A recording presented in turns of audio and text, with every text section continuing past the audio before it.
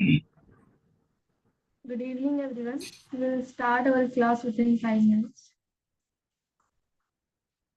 Am I audible? Yes, you are right. Ma'am. Yes, ma'am.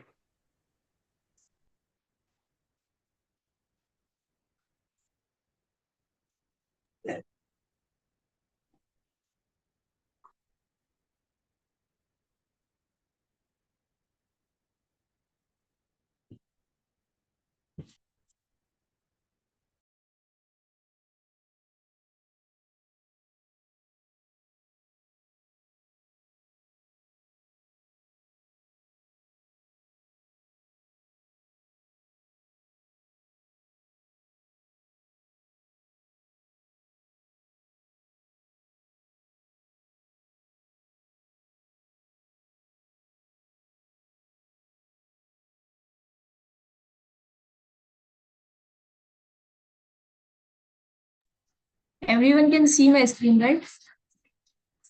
Yes, ma'am. Yes, ma'am. Yes, ma'am. Yes, ma'am. So in today's session, we'll plan some of two or three, or mainly 5 or 6 questions, which will help you to solve your graded assignment and clear more concepts based on the equation of lines and slope of lines and all those concepts which we see in week 2.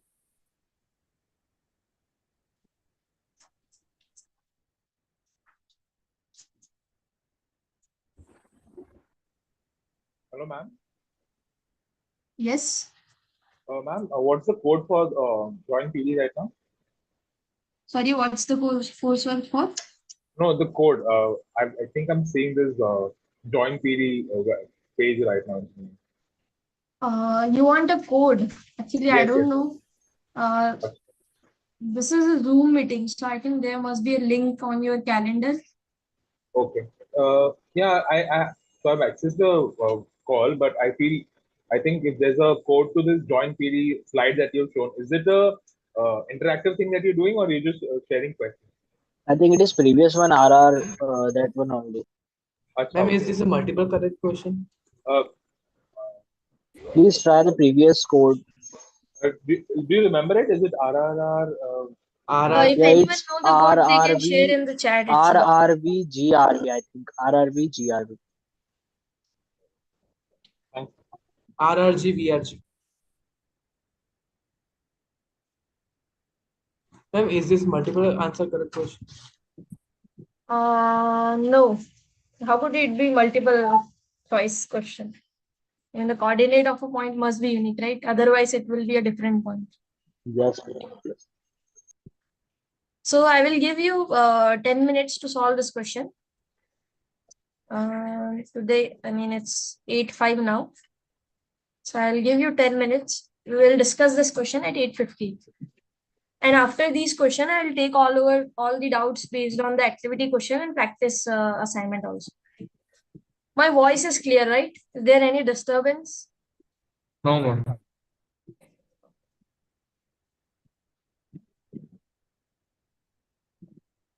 Yes, ma'am. It's Ma'am, what's the code, ma'am? If I write RRGVRG, it's showing statistics. Yes, ma'am. Ma'am. Actually, I don't know about the code thing. I just opened the Zoom link itself. Okay. So if someone know the code, please share in the chat box the right So, code. ma'am, is it okay if we answer it on the chat itself? Yeah. That's okay. Okay. That's what I was asking. So if it was not about that, yeah, then it makes sense. No problem. Thank you, ma'am. So, ma'am, at your screen, it is written at corner that code C above. So, is there any? Actually, these slides are not meant for today. I just picked these slides from somewhere else. Okay. Okay, Yeah. got it, ma'am. So it's just a photograph. It's just a PDF, Yeah. right? Just a photograph. Okay. It's not the Yeah. portal. Got it, ma'am. This Thank you portal. so much. Yeah, I got it.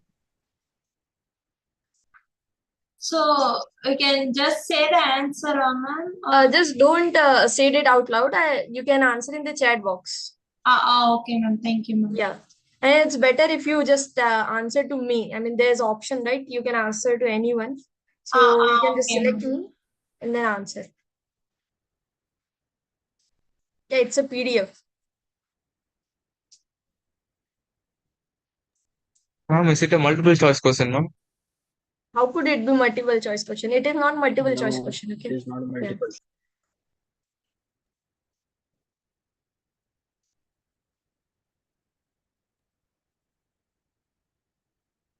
Can I say the answer, ma'am?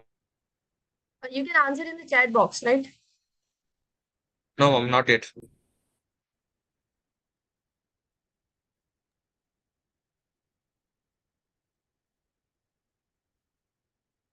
Oh, sorry, it's a multiple answer question.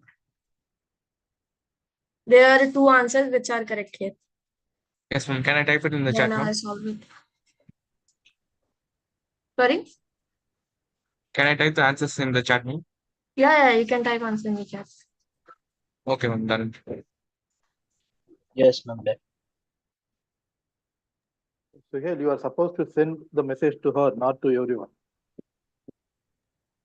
Yeah, it Sorry, will be okay. better if you send me directly Don't send to the everyone. direct message so that no one could see your answer. It's okay. Just keep in mind in the next question. This is very simple question, I guess.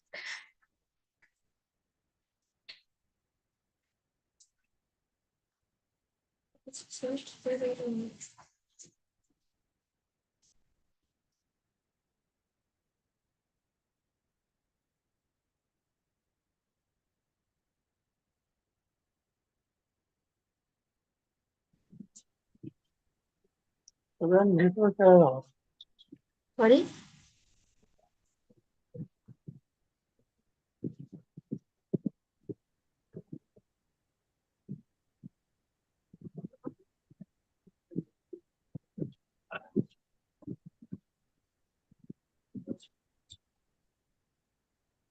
I know.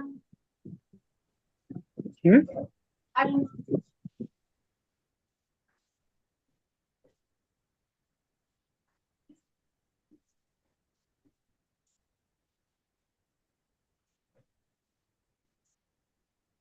Akansha, you mean B or D?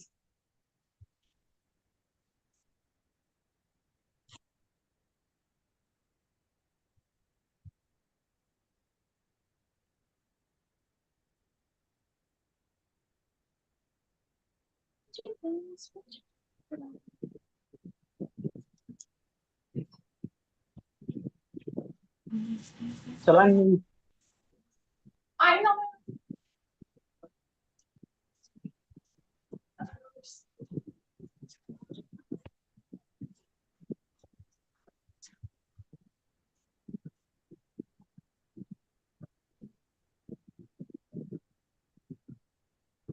Okay, so let's discuss this question as so many people have crossed it, right? So the question is we have given 2 points P and Q, and we have given a third point R, and we have to determine somewhat the coordinate of R. But the relation between these 3 points are they are collinear. What do we mean by collinear? Collinear points are those points which lies on the same line. You can suppose this condition. So if we say that 2 points or more than 2 points are collinear, that means they lies on the same line. That means they satisfy the same equation of line. So there are two ways to solve this question. Since you have given 2 points P and Q, so method number one, we can say, since we have given 2 points P and Q, so what we can do, we can find an equation of line. Find an equation of line which passes through these 2 points P and Q, and then we can put the coordinates of R into that line. This is the one thing, but if we follow this condition, we'll just get a relation between G and H. We won't get the exact answer, right? So before finding the line, we can observe a thing that if we consider a line which passes through the point P and R, and if we consider a line which passes through the point Q and R, then you can observe that since this line which passes through P and R, this white one, and this line which passes through Q and R, they both line are somehow collapse, right? When they are aligned to each other. So that means the both two lines are they have the same slope. What I want to say that if we consider the line PR and the QR, then since these 3 points are collinear, we can observe that PR and QR both are as same slope. Will have same slope. And you know what is the formula for the slope if we have 2 points, right? So we know that the slope of a line passes through 2 points x1, y1 and x2, y2 is given by this formula, that y2 minus y1 upon x2 minus x1, right? So that means if we consider the line which passes through the point P and R and the line which passes through the point Q and R, they both have the same slope, right? So we have this condition in our mind, that the slope of a line which passes through P and Q and the slope of a line which passes through Q and R have the same slope. So let's calculate it. Okay, so this is a step 1. So step 1 says that since the points P, Q and R are collinear, then their slope must be equal, right? Because they are collinear, so that means they lies on the same line. So that is the slope of QP. They have taken QP. We can take PR or whatever we can take. But if we take QP, if we take this PQ, then our what we can say left hand side is already known to us. That means we don't have any constant here. But we also can take PR. There's no issue.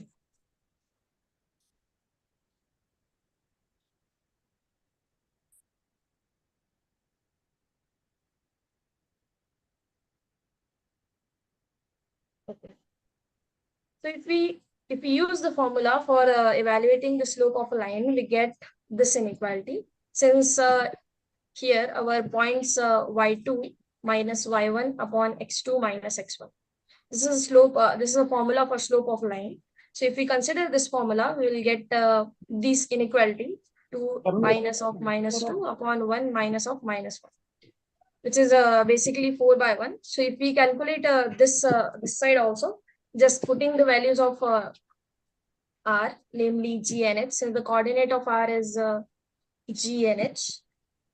So you can consider one of them your y2 and you can consider this g to be your x2 and this h to be your y2. And you can compute this thing, right?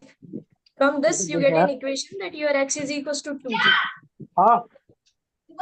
So any point which satisfies this inequality will lie on a line which passes through P and Q. So that means any point which satisfies this inequality, that h is equals to 2g, will be a required point, right? So in your option, you can you clearly see that if we consider g to be 2, so if we consider g to be 2, then the required value of h is nothing but 2 into 2, which is equals to 4. Right? So that means our A point is satisfying our condition. Whatever condition we obtain for being a point which is collinear to both points P and Q. So that means option A is true. But you can observe in option B, if we take G to be 3, then our H should be equals to 6. But this is not happening. It's given that H is equals to -1. So that means this is not the point which is collinear to both of them, P and Q. So that means B option is not correct. Similar logic we can apply for discarding option C. So that means C option is also not correct. But if we consider the option D, you observe that the value of G is basically -2, right? So then the value of H should be 2 into -2, which is equals to -4. So that means the option D is correct. So it's a very simple question. Is there any doubt regarding this question? No, ma'am. No, ma'am. No, ma'am. Ma'am, the proper answer is A. Yeah, the answer is A and D.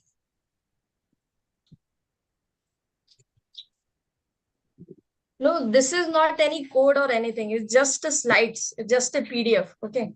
So don't misunderstood. that we are taking at somewhere else. Okay, so let's move to our next question. So this is your next question. It's also based on the concept of equation of line. Ma'am, Yes. ma'am, will you tell again why D is not? Sorry, what? Ma'am, will you tell again why D is not? I didn't get. Not getting what you are asking. You can ask in the chat box. Actually, I'm not. Ma'am, will you explain me the device B option is not correct? I am asking for that.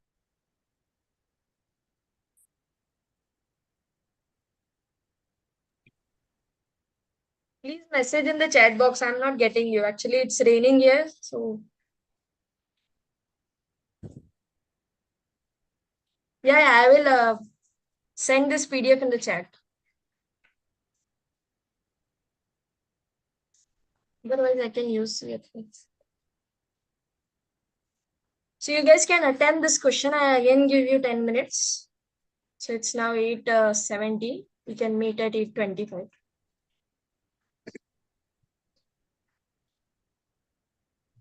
We'll meet at 8:25.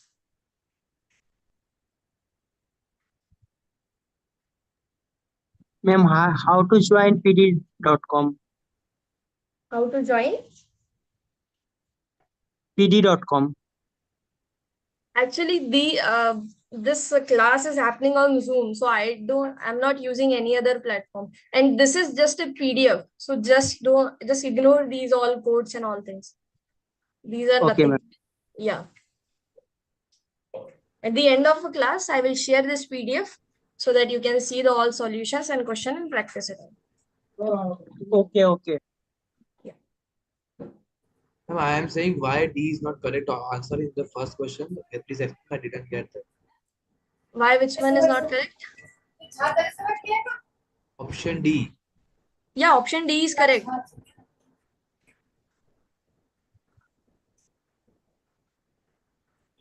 Okay, ma'am. Ma'am, I joined the session late and I didn't understand question 1 solution. Okay, I'll explain. So in question 1, what is asking that they have given us 2 points P and Q and another point R, right? And they say that these 3 points are collinear. So by collinear, we mean these 3 points P, Q, R are situated on the same line. So if you consider the line which passes through the point P and Q and the line which passes through the point P and R, then you can observe that these two lines are somehow collinear to each other. So that means they are situated exactly at each other. I mean, they intersect each other at infinitely many points. So you can observe from here that the slope of a line PQ is same as the slope of a line PR. So we just use this concept and we know how to calculate the slope of a line if there are 2 points are given. So you just use that concept and calculate the slope of a line PQ and equate it with the slope of a line PR.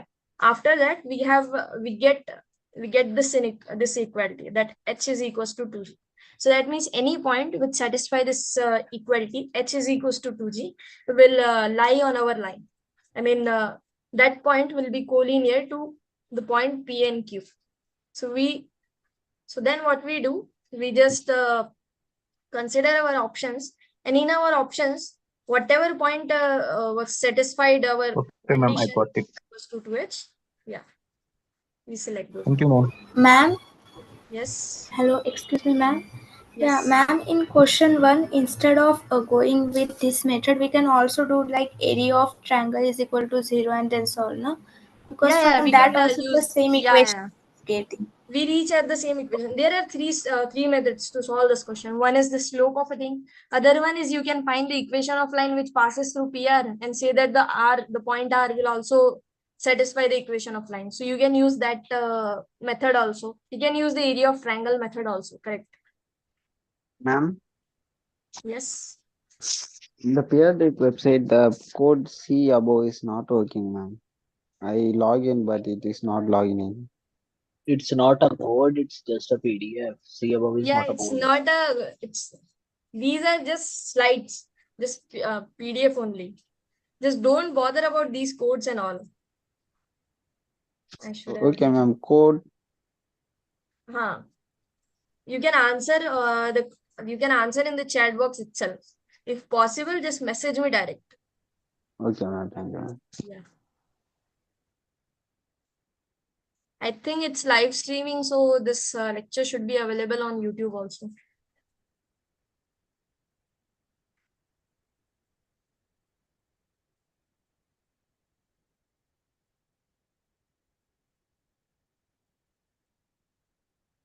And you're not audible. Hello, am I audible now? Yeah. When you're not talking, then obviously they think that you are not audible. Okay. Ma'am, not able to questions because of time.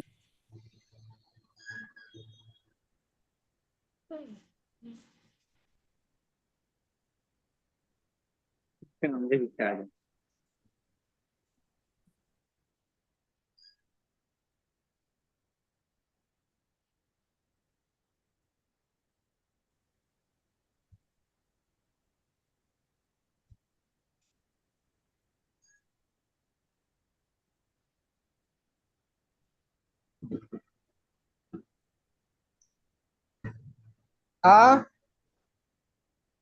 Yeah.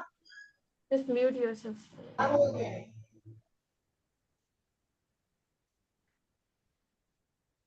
Ma'am, next question.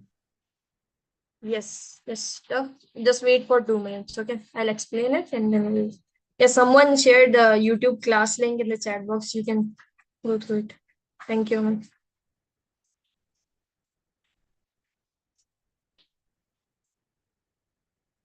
Since our whole week 2 was based on the equation of line things, so we'll just solve these type of questions, which are particularly based on the concept of equation of line, slope of a line, intersection of two lines, and all those things.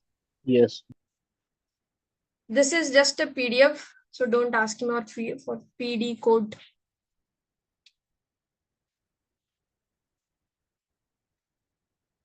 Ma'am, in previous sum, the h is equal to 2g, no, ma'am?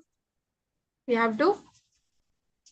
H is equal to 2g, no, ma'am, in previous sum? What are you saying? I mean, in previous question H or is something? equal to 2g, no, ma'am? Yeah, H is equals to 2G. Then how you can say that G is equal to 2 and H is equal to 4, ma'am? How you considering that G is equal Yeah, to we 2? just consider our options. We haven't done anything new. Whatever option is given to us, the first coordinate we consider it to be G, and then we observe that our second coordinate does satisfy our equation, the equality H is equals to 2G or not. If it is satisfying, then Okay, we ma'am. see that that option is correct. Otherwise, it's not correct. Fine. Thank you, ma'am. Thank you. Hello, ma'am. Yes. Ma'am, will you be taking doubt at the end of the class? Yeah, on activity and I'll take doubts based on activity practice, both of the things. Okay. So let's discuss this question. Please mute your.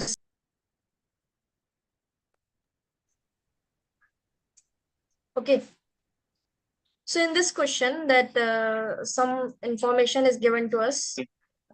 So what this question says that a publishing house purchases a printing machine for rupees 5,000. At the end of 5 years, the value of the machine is supposed to be 10,000 only. So if the loss in the value is assumed to be linear, now this word is important to us, this linear word, because it signifies what relation does a machine, that does a cost of a machine, I mean loss in the value of machine and the number of years will represent. So that's why this linear word is important for us. Okay. So if the loss in the value is assumed to be linear, then what is the yearly loss in the value of machine? Okay. So now, for solving this question, we somehow got that there is a linear relationship between two quantities. What are these two quantities? First thing is the number of years.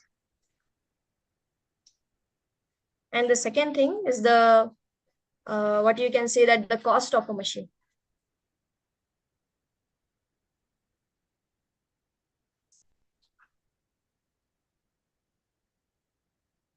Right. So if we denote the number of year by X and the cost of machine by Y, then in the beginning of the question, it says that a publishing house purchases a printing machine for rupees 5,000. So that means when X is equals to 0, that means when we purchase our machine, then the cost of a machine is nothing but 5,000, right? And at the end of 5 years, that means when X is equals to 5, the value of Y will reduces to 10,000 only. And it's given that there is a linear relationship, and it's given that there is a linear relationship between X and Y. So that means the relationship between X and Y will given by an equation of a line. And we have something like a line which passes through 2 points. So we can use that equation to calculate the equation of line, which will say what is the relation between X and Y, right? So you guys know what is the equation of line which passes through 2 points, right? It's simply y is equals to y2 minus y1 upon x2 minus x1 and x minus x1 and plus y, right? So if we substitute our values here, what we'll get? Consider this is my y2, this is my x2, this is my x1, this is my y. Okay. So it's simply 10,000 minus of 50,000 and upon x2 minus x1, which is nothing but 5 minus 0, which is 5 itself. And x minus x1, so that means x minus 0 and plus y1, which is again 50,000. So if we calculate these things, what we will get minus of 40,000 here. And if we divide it by 5, we will get minus of 8,000. And this is simply x plus 50,000, right? This is your equation of line. Y is equals to 8,000 minus of 8,000 of x plus 50,000, right? So in the question, they ask that to be linear, what is the yearly loss in the value of machine?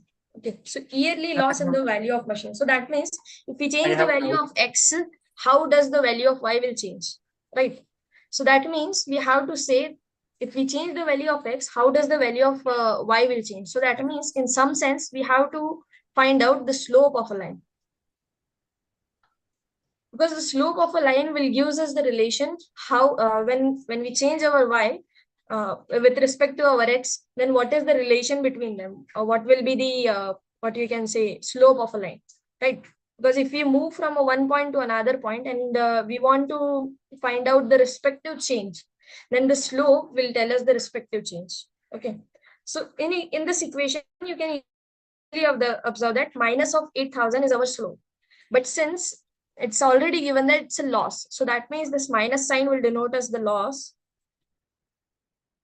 and the value which yearly changes, it's simply 8,000 only.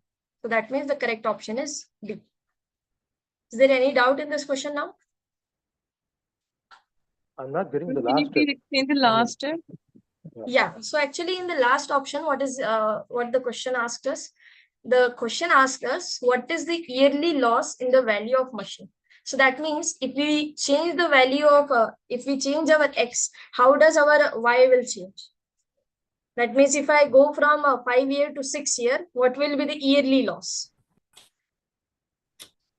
So you can easily check it out. If you don't understand the concept of slope, we can also solve this question. We can use the Okay, so when respective our information answer itself. was at the end minus 8,000, so we selected the D option, right? Yeah, Because yeah. that was okay. Yeah, okay, got it. Because we want a yearly loss. So what you can do, you can just pay, you can just put the value of x to be 6 and then calculate the value of y. So if we calculate the value of y, if we put the value of x to be 6, what will be your answer? It will be that minus of 48,000 plus 50,000, right? So that means y is nothing but, because if I put 6 here, so what is the value of y? The value of y will be 2,000. 2,000. Yeah, but we want to check it out the yearly loss, right? So that means the value of y is 2,000 here.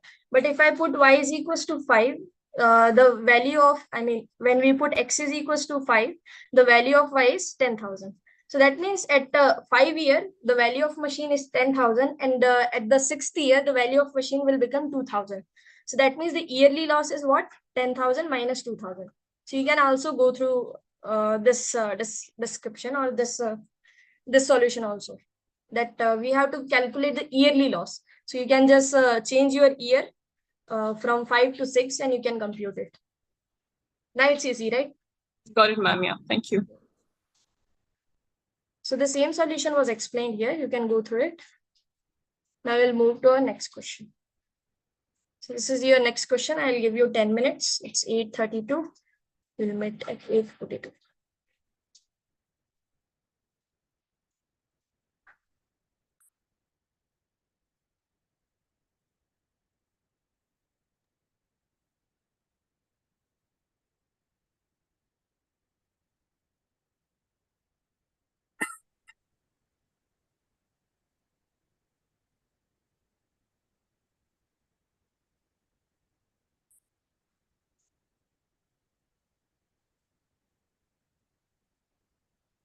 Ma'am, can you explain some slowly the lecture, ma'am?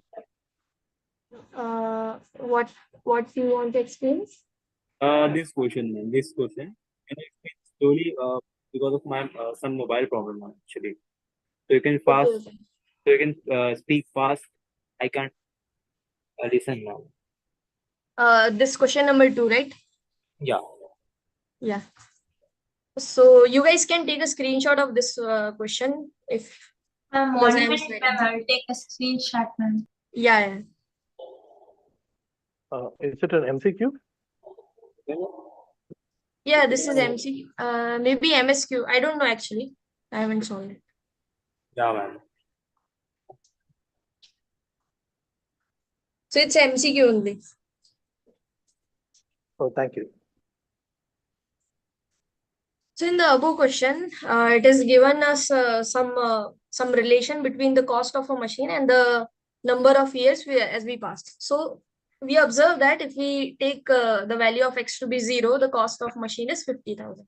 And if we move 5 years ahead of our time, then the cost of machine will reduce it to 10,000. So we'll use these two information to find out the equation of life, right? So we just use the equation of line which passes through 2 points, and we got our this line, that y is equals to minus of 8,000x plus 50,000, right?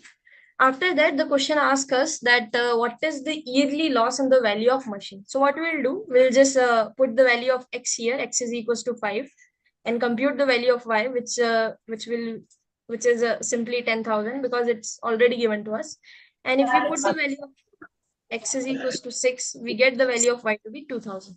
So you can observe that when we move 1 year ahead of a time, the value of machine will reduces by 8,000. So from here, you can guess that the 8,000 is the yearly loss in the value of machine. Is it clear now? I'll send this PDF at the end only. Ma'am, not clear on this. Sorry? Ma'am, not clear on this. How are we calculating? How are we approaching this question? Yeah. In this question, see, we have given some variables. We have two variables. First variable is the number of years, and the second variable is the cost of a machine, right? Okay. And it is given that we have a linear relationship between them.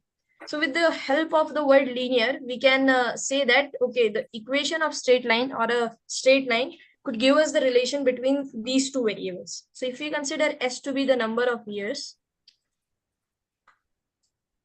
and Y to be the cost of a machine,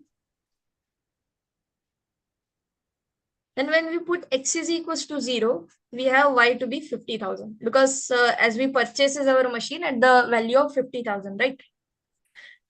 If we put our value X is equals to 5, that means at the end of 5 years, the value of machine will reduce to 10,000. So that means when X is equals to 5, then the number of years is equals to 5, then the cost of machine will reduce this to 10,000. So that means Y is equals to 10,000. 10,000. Right. Now you can use these 2 points to calculate the relation between x and y, right? Because the relation between x and y is linear. So that means relation between x and y is given by a equation of line. So that is that the relation between x and y is given by a line, is given by a equation of line, by an equation of line. So now you have 2 points, and you know, if you have 2 points, you can easily calculate the equation of line, right? So we just use that formula that y is equals to y2 minus y1 upon x2 minus x1, x minus x1 and plus y. So if we use this formula, we obtain this equation of line, that y is equals to minus of 8,000. If you compute, you will get this thing, plus 50,000, right? Got it. So that means we got the relation between the number of years and the cost of machine, right? But in the question, they ask us that what is the yearly loss? What is the yearly loss in the value of machine? So that means if we move 1 year ahead of a time, what will be the value of our machine? So we can, right? So if we put x is equals to 5, if we put x is equals to 5 and calculate the value of y, it's 10,000, right? Because it's given to us. At the end of 5 years, the machine is supposed to be 10,000. And if we move 1 year ahead of a time, that means if we put x is equals to 6, we'll get the value of y to be 2000. You can just put x is equals to 6 here and calculate. It will become minus of 48,000, minus of 50,000. Sorry, plus of 50,000, which is 2,000. So that means when we move, when we pass a whole year, whole 6th year, the cost of a machine will reduces 8,000, right? Because the difference between 2000 and 10,000, it's 8,000. So that means the yearly loss means loss in a year, right? Loss in that particular year. So that means if we move, if we pass our, if our machine will be get 1 year older again, then the loss will be 8,000. 2-3 lines. Sorry? We can repeat last some. Yeah, so the last thing what I say, that they ask us what is the yearly loss, right? So that means what is whatever loss will happen in a 1 year timeline, right? Yeah. So if we put x is equals to 5 and calculate the value of y, if we put x is equals to 5 and calculate the value of y, this will be our cost at the end of the 5th year, right? And if we put x is equals to 6 and calculate the value of y, this will be our cost at the end of the 6th year, right? So that means in the gap of 1 year, what will be the loss in the cost of a machine? So we observe that if we put x is equals to 5, we'll get 10,000. And if we put x is equals to 6, we get 2,000. So that means the cost of a machine reduces by 8,000. So that means we have 8,000 yearly loss. So that's why 8,000 is correct. Now it's clear? Yeah.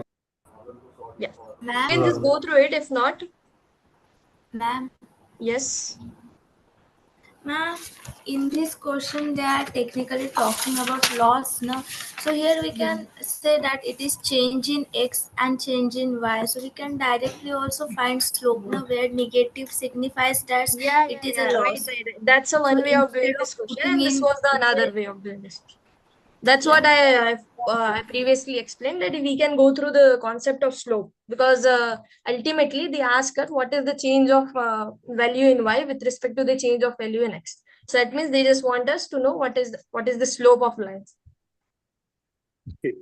Correct me if I'm wrong, because this question is based on the second question. It's a direct answer where we directly say 50 minus 10 minus by the number of years gives 8,000, right? Like it's a direct answer. Maybe in this case. Yes. That's a much easier approach, actually. But because we actually have to go through the slope of the thing and the concept and so on. Right. Else it's a direct question. It's a direct question, yes. Okay. So you guys can take 5 minutes extra because you just have gone through the first question. Can we extend the recorded video in calendars?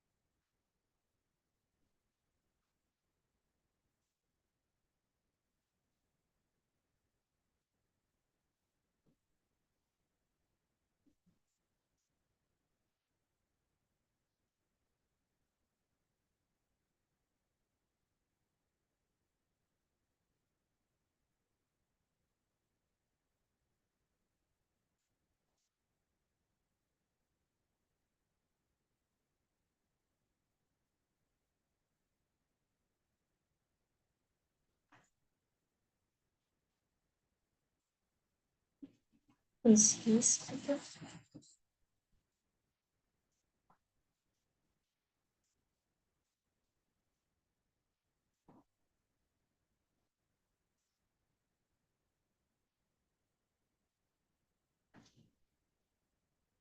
Okay, so shall we discuss this question now, or you guys want some more time?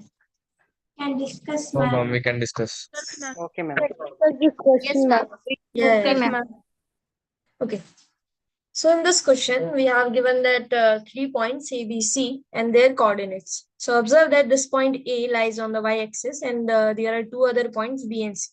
Okay. Suppose the slope of the line L2 is 2 and D is the point of intersection of the two lines L1 and L2. This is our line L2 and this is our line L1.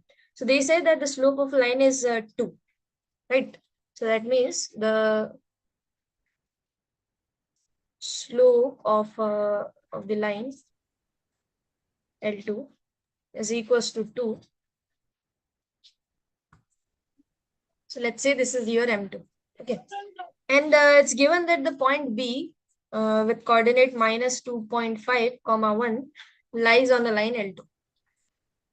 Right. So you know when you have a slope and you have a point, you can calculate the equation of line of, right? You can calculate easily the equation of line. The equation of line is given by that y is equals to m2x plus c, right? So here our slope m2 is given by 2. So that means y is equals to 2x plus c. Now we want to determine what is our constant. What is your y-intercept, right? So you can easily put the value of point and you can get the value of c, right? So if I substitute the value x to be minus 2.5 and y to be 1, what will be the value of c? It's simply 1 is equals to minus of 2 multiplied by 2.5 plus c, right?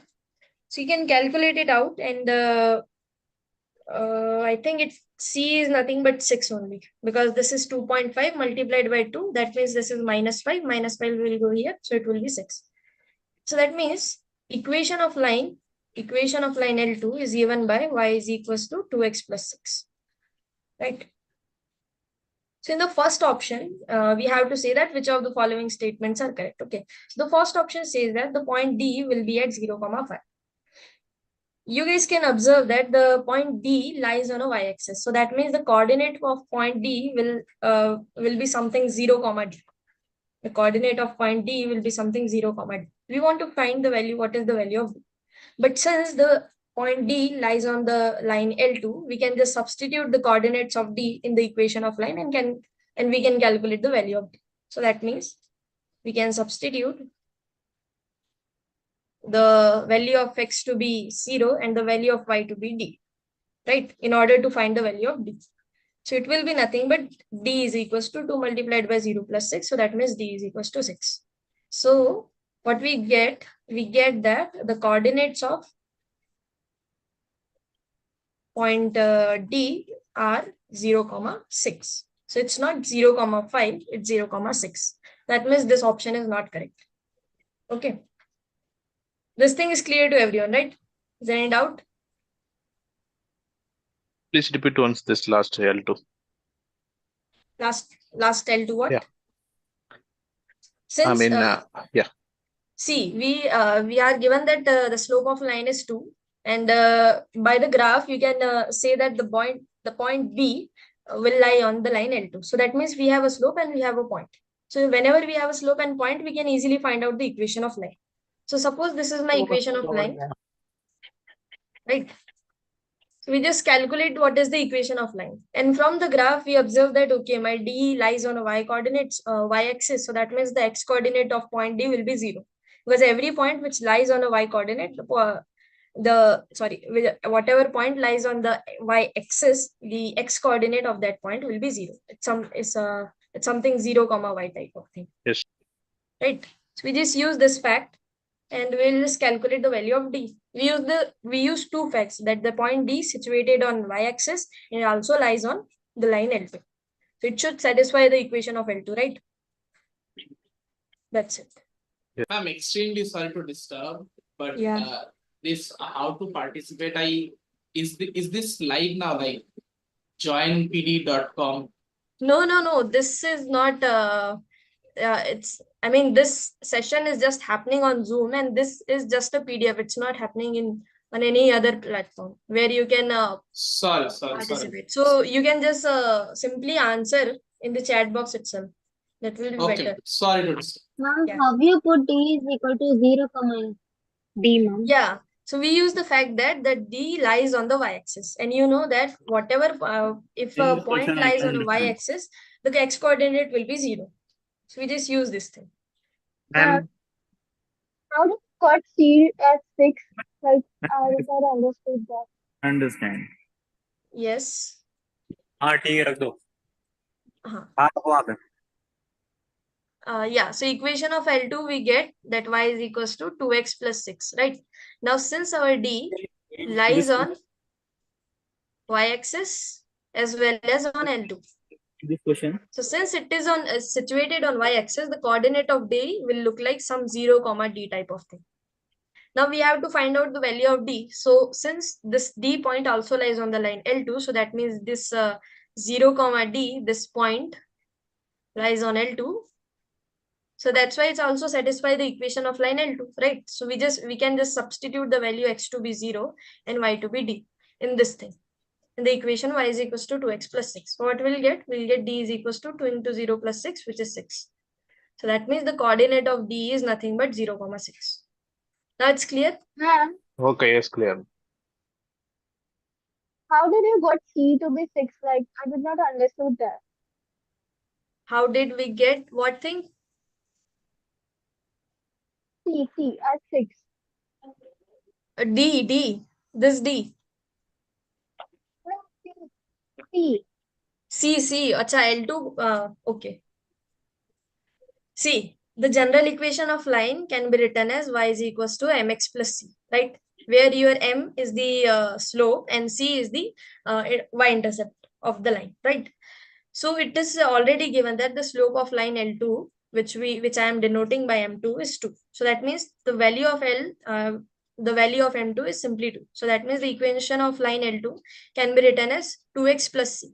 Now we have another information that my point B, which is given by the coordinate of B is given by minus 2.5, 1, is lies on the point L2. So that means this B should satisfy the equation of line, right?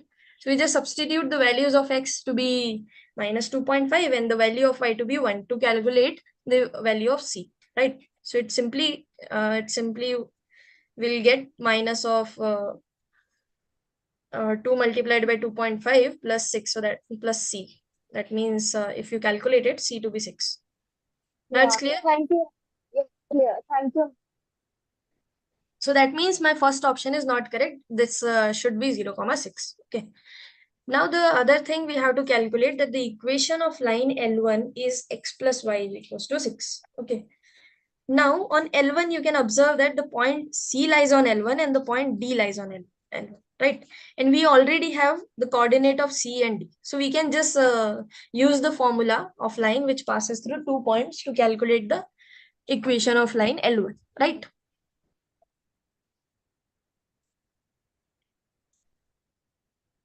So what we can do, so since we know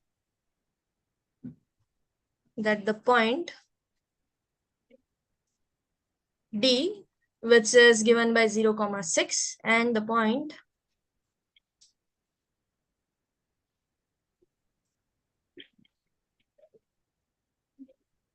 C, which is given by 5, 1, lies on L1, right? The point D and the point C.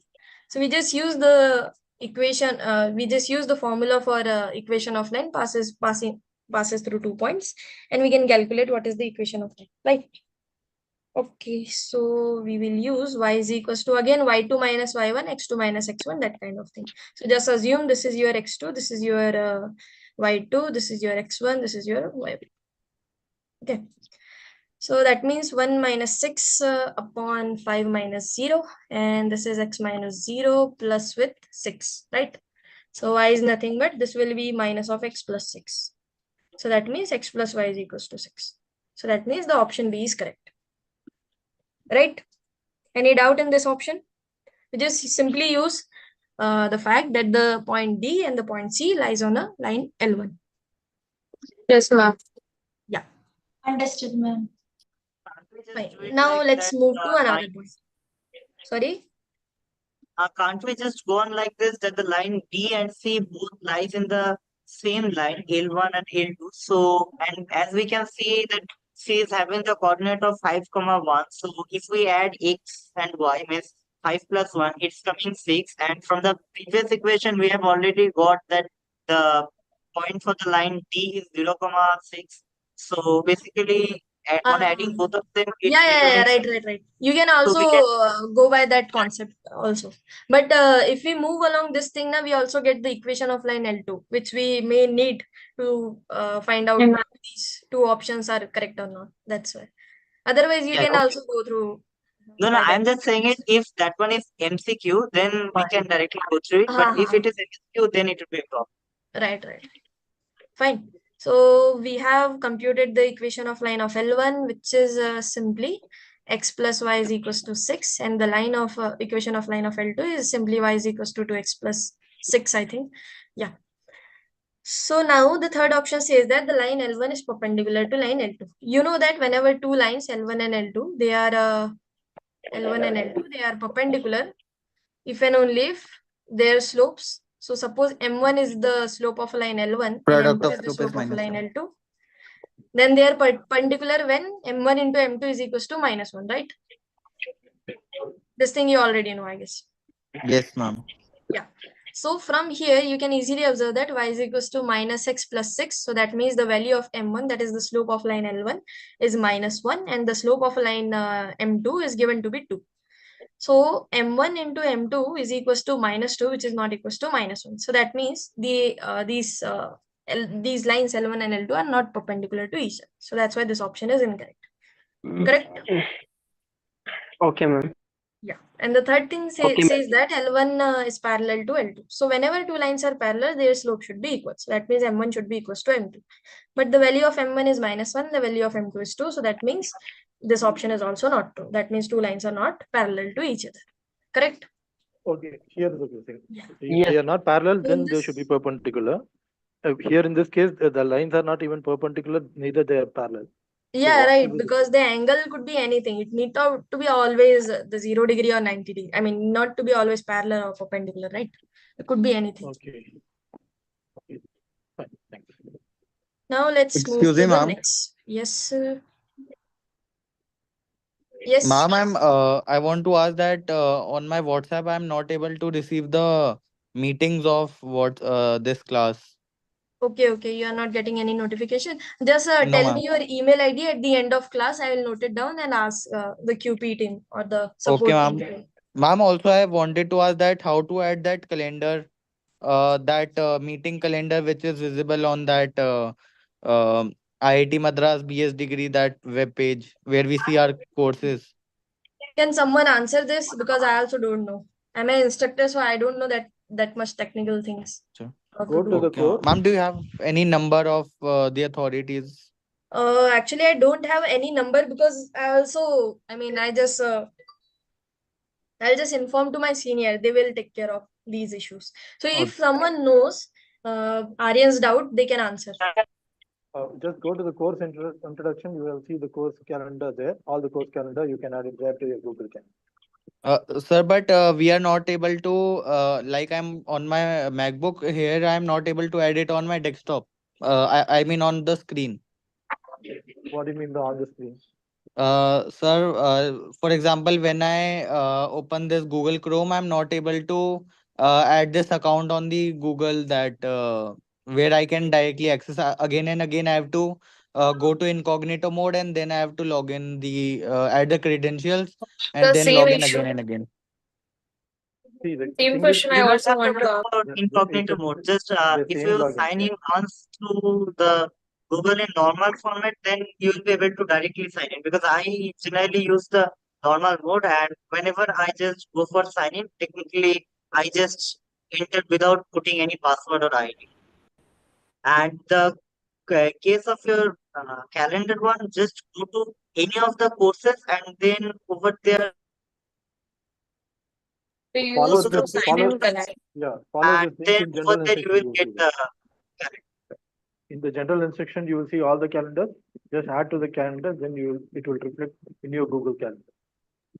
Okay, sir. Sir, I'll try it and I'll revert to you in the next meeting. It's like week 2, am I right? Sorry, sir. How did you work with week 1 then? Yeah, how did you So, cover all things on week 1? You submitted your assignment, everything, am I right? Yeah. Week yes, 1. sir. I have submitted. Sir, I used to log in it again and again. Okay. Okay, fine. Maybe you can write a mail to the DS support where you get Okay. your Yeah, you disabled can tell time. me your email ID. I will contact to the support team. I mean, I'll ask them to contact you. Okay, ma'am. Ma'am, shall I write it in the chat box? Yeah, just write it in the chat box. I'll note it down. Okay, ma'am. Aryan, right? Others can solve this question. Ma'am, another doubt, the last doubt that will we get the ID card, the physical ID card and the other things at our home? We'll get it delivered. I don't think so. I mean, they will provide you some PDF or something else. Yes, ma'am, I've got the PDF, but will they provide the physical ID card or the admission that letter? We need Aryan, you are already qualified, is it? Yes, sir. Then why are I've you done asking through all this JNT. question? But why are you asking about calendar and all this thing now? Sir, I wasn't able to It's okay. get It's the okay. notification I'll of the ask meeting. someone to That's why. contact you. It's okay. Fine. We will Okay, ma'am. discuss all those things at the end.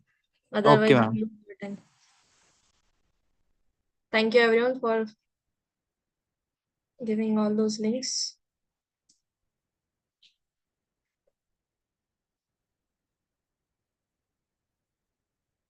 Here we have to calculate area of triangle. So I hope you guys know what is the formula for area of triangle.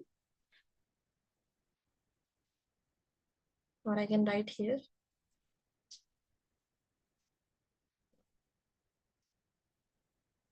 Area of triangle is given by 1 by 2 times modulus of x1 by 2 minus y 3 plus x2 by 2 plus y 3 minus 1.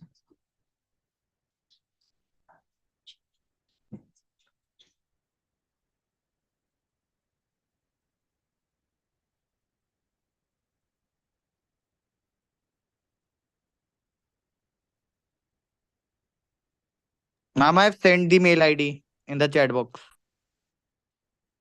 Okay, fine.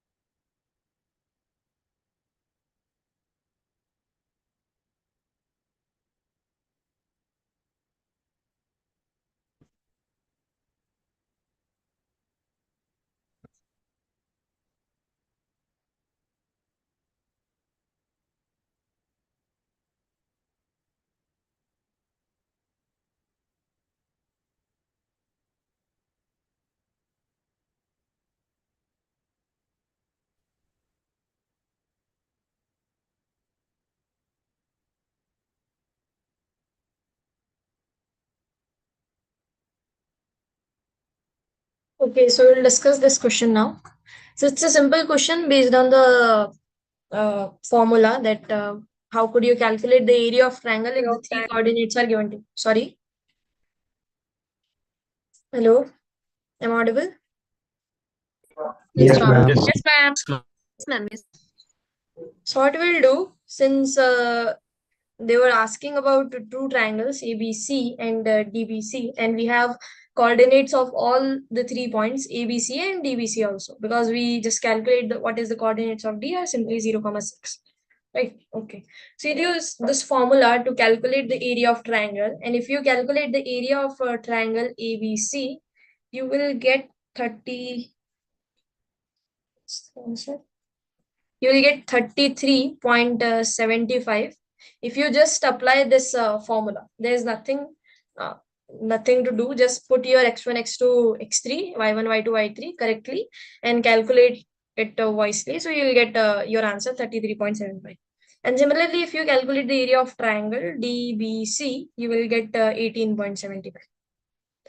Now in the question they say that the ratio of area of triangle ABC and DBC is k ratio 1. So that means k ratio 1 is equals to 33.75 ratio 18.75. That means if you take k by 1, this is same as 33.75 upon 18.75. So you can easily calculate the value of k is nothing but 33.75 divided by 18.75, which is 1.8. So the correct answer is 1.8. It's an easy question, right? Little bit calculative, but easy, conceptual. Yes, ma'am. Any doubt? No, ma'am. No, ma'am. No, ma'am. Yes. Right. Now this is your next question. It's also a little bit similar, but you just have to use the fact that if the what is the equation of point which lies in on the intersection. I mean, what is the equation of intersection of point?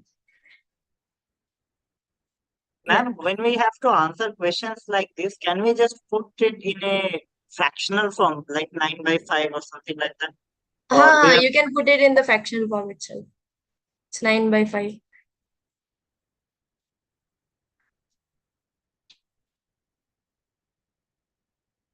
But if yeah, but if in the NAT type question, there is no option that you can put your answer in the fraction.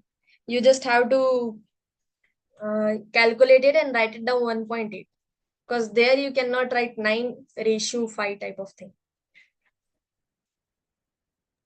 Okay, ma'am. Thank you.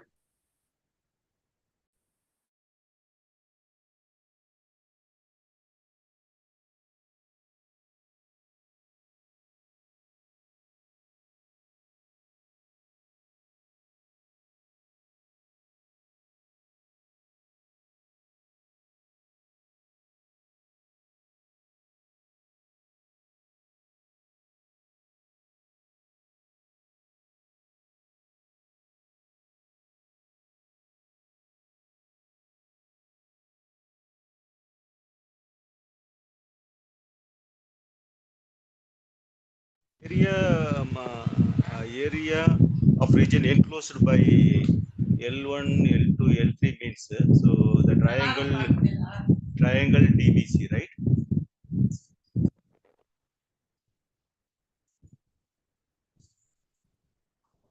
Hello, madam.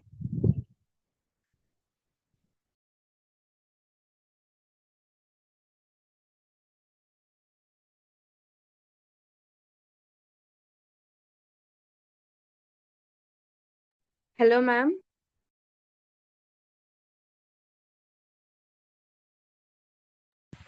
Hello, madam. Ma'am is gone. Okay, so in this Hello, case, I am audible. yeah, in this case, it is question is talking about the region DBC, right? Yes, No, ma'am. ma'am is No, not DBC. Hello. Madam, Given that L3 is parallel Yeah, to this x-axis. L3 is parallel to x-axis. so Yeah, so you have to find the area of this region. This region. Not If DBC. you name this point to be P, this point to be Q, and then you have to find the area of a triangle PQD, I guess. PQD. Yeah.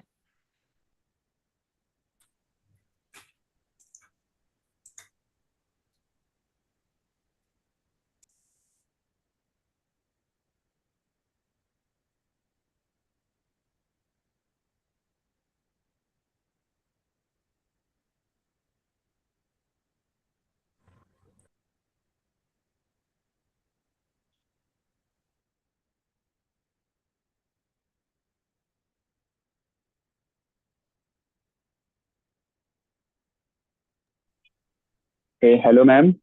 Yes. Hello.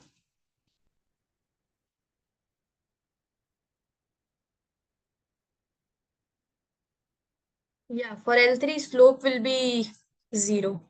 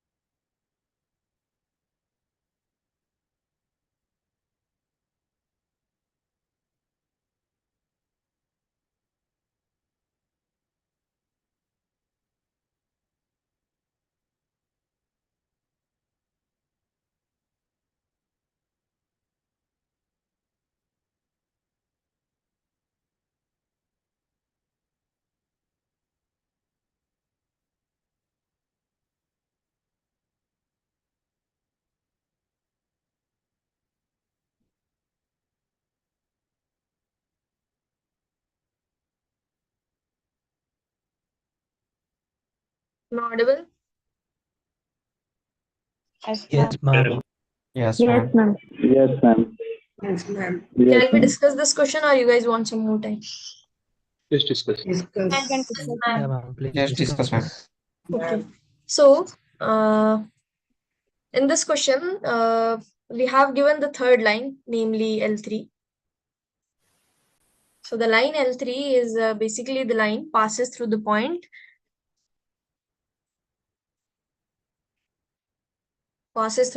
A and which is parallel to x-axis, right? So when a line is parallel to x-axis, you guys know the slope of that line is 0, because the slope is nothing but the ratio when we change x with respect to y. But if you consider a line which is parallel to x-axis, then when whatever units you will change in x, there is no change in y. That's why the slope of that line will be 0. Otherwise, you can geometrically see that a slope of a line is basically the angle between the line and the axis, right? If this is your line and this is your x-axis, then the slope is nothing but the tangent of m is nothing but tan theta. You guys know, right? So in this case, our theta is basically 0 degree, because there is no angle, but you can shift it upward. So you guys can see easily that theta is 0 degree. So m is also 0. So there are two explanations for the slope of line which is parallel to x-axis having a slope 0. Okay. So if we use these two information, that a line is passing through the point A and the slope of line is 0, then we can easily calculate the equation of line L3 to be y is equals to mx plus c. Now you know that c is nothing but the y-intercept, and here it is passing through the point A to be 0, 10. So that means our y-intercept is nothing but 10. So that means the value of c is nothing but 10. So that means the equation of line is y is equals to 10. So this is the equation of line L3. Now we have to calculate the area which will enclosed by the line L1, L2, L3. So since this is the line L3, here we have line L1 and here we have line L2. So that means the area enclosed, whenever we talk about area, our region should be bounded, right? You cannot talk about area, this area. Suppose, because this area, this unbounded area also enclosed by the three lines L3, L1 and L2. But this is an unbounded area. You cannot find an area of an unbounded region. I mean, obviously there will be some area, but the numerical value will not be finite. So that's why we have to talk about this area, this triangle, right? So for finding the area enclosed by this triangle PQD, we have to find the area of triangle PQD. We need the coordinates of point P and Q. Now you can easily observe that the point P is nothing but the intersection point of line L1 and L3. And similarly, the point Q is nothing but the intersection point of line L2 and L3. So whenever we have a point of intersection, there is a nice formula to calculate it. Otherwise, you can just use the fact that these 2 points will lie on both of the lines. So since we have the equation of line L1 is x plus y is equals to 5, I think 6, sorry. X plus y is equals to 6, and we know the area, we know the equation of line L3 is nothing but y is equals to 10. So if I assume the coordinates of P are x1, y1, then I know that P is the point P is lying on the line L1 and L3. So that means it should satisfy both of the equations. So that means x1 plus y1 is equals to 6 and y1 is equals to 10. So that means the value of y1 is simply 10. So from the above equation, you calculate the value of x1 is nothing but 6 minus 10, which is minus 4. So that means the coordinate of a Ma'am, I point didn't get P. it, ma'am. Yeah, sorry. You Ma'am, didn't get what we do? I didn't What get we it, did? ma'am. This Even yeah, I yeah, didn't ma'am. understand, ma'am. Same here. Okay, fine. We can move slowly.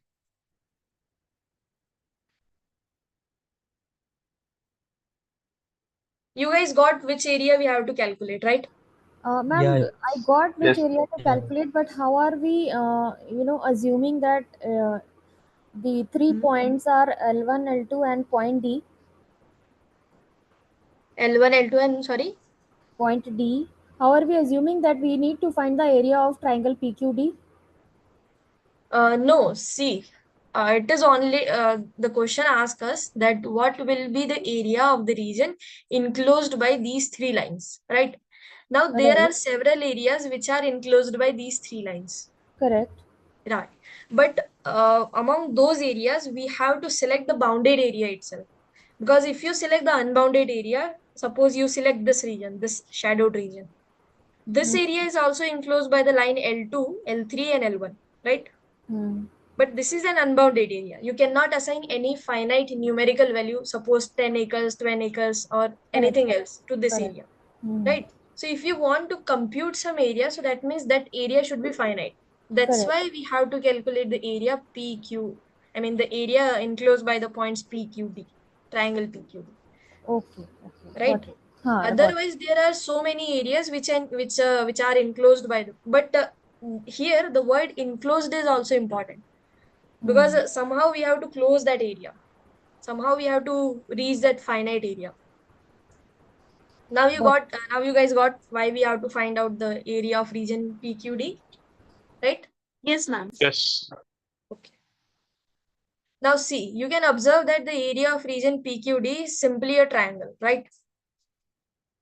And if you want to calculate the area of triangle, you need the coordinates of vertices, right? 2 points, yes, correct. So that means we have to find out the coordinate of these 3 points P, Q, and D. Since we already know that the coordinate of point D is 0, 6, we already calculated it, right? Now we have to calculate the coordinate of point P and Q, right? So again. Yes, ma'am. Yeah. So since this point P, since this point P, this is your line L3, this point P lies on the line L3 and L1 both, right? P is the intersection point of the line L1 and L3, correct? Yes. So if I suppose that the coordinate of point P are namely x1 and y1, then these coordinates should satisfy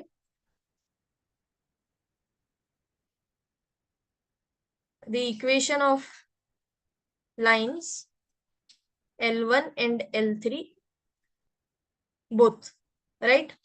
Because the point P lies on the line L1 and L3. Whenever a point lie on a line, those points coordinates should satisfy the equation of that line, because that's how we calculate the equation of line. Equation of line is nothing but the path where all the lines which lie on a, what we can say, equation of line is basically a path which followed by these all lines which are nearer to each other, right? So if a point lies on a line, it should satisfy the equation of line.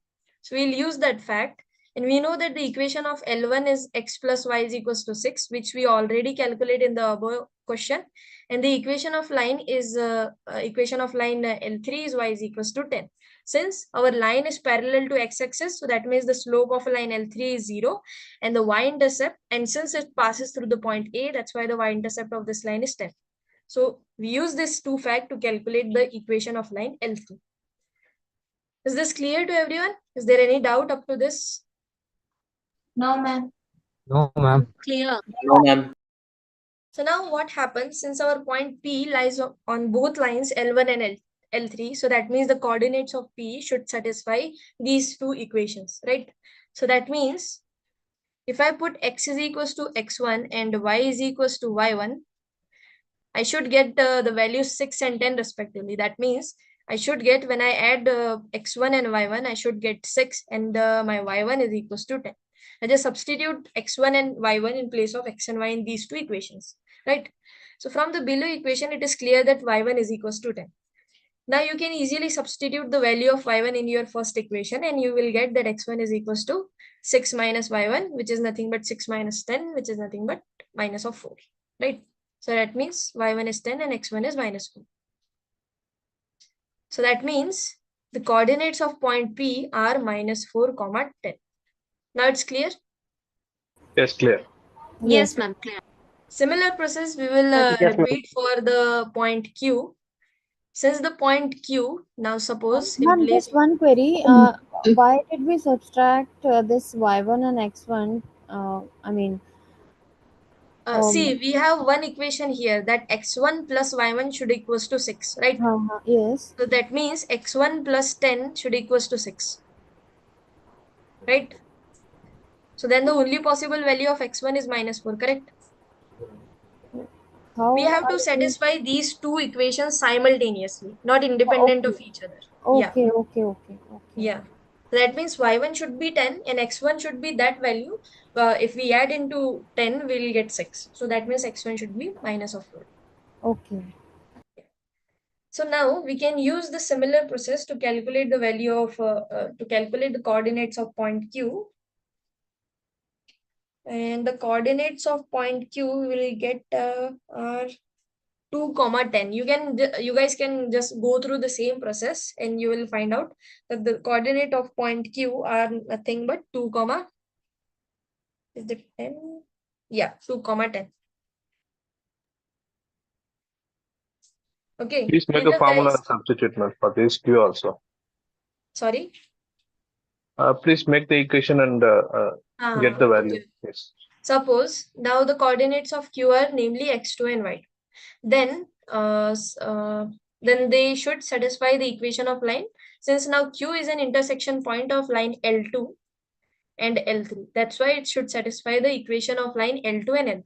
And we know the equation of line L2 is y is equals to 2x plus 6, right? We just calculated in the previous question. Yes. So if we substitute x is equals to x2, y is equals to y2, we will get our thing to be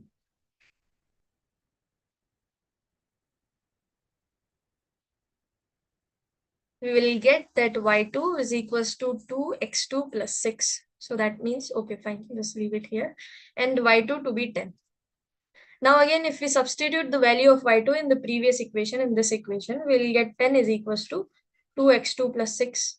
So that means 2x2 is equals to 10 minus 6, which is nothing but 4. That means our x2 is nothing but 2. So that means the coordinate of q is nothing but 2, 10. Yes, correct.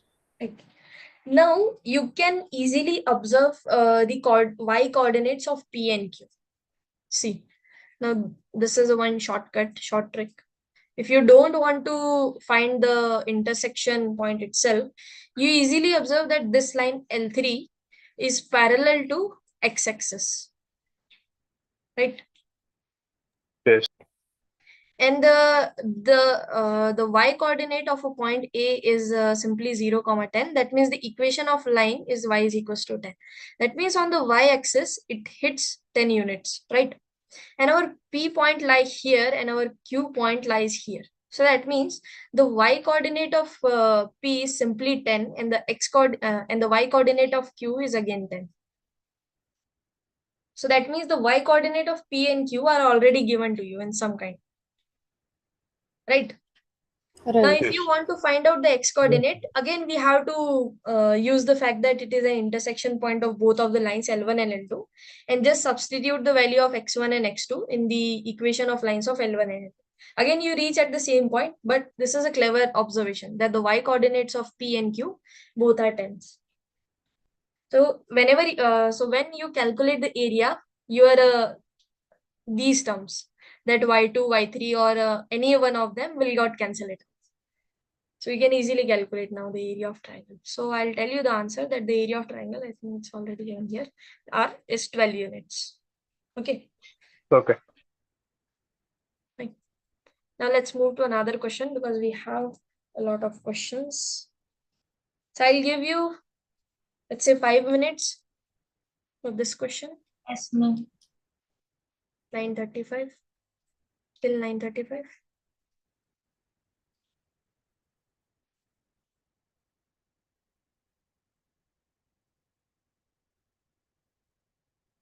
No, you won't get any graph paper for the exam. There's no code, it's only a PDF. So there's 42 points.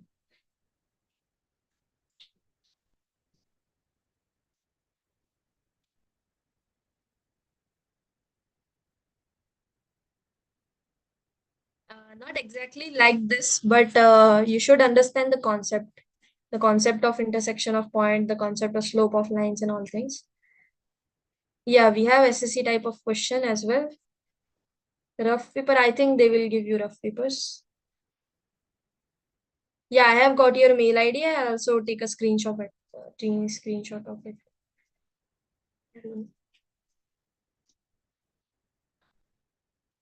Okay.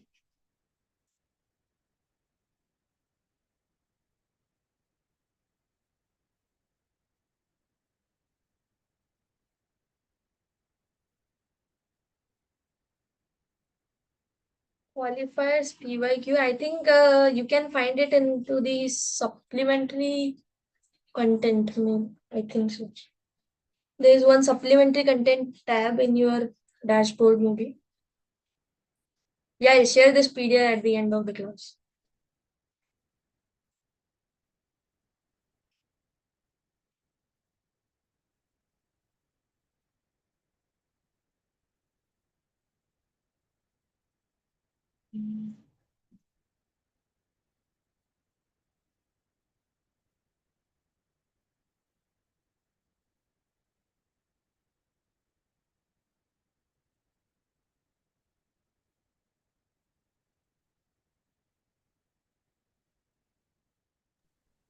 And how to access PYQ?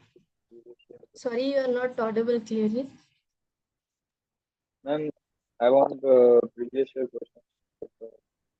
All of Your voice is not that much clear. You can type it in the chat box.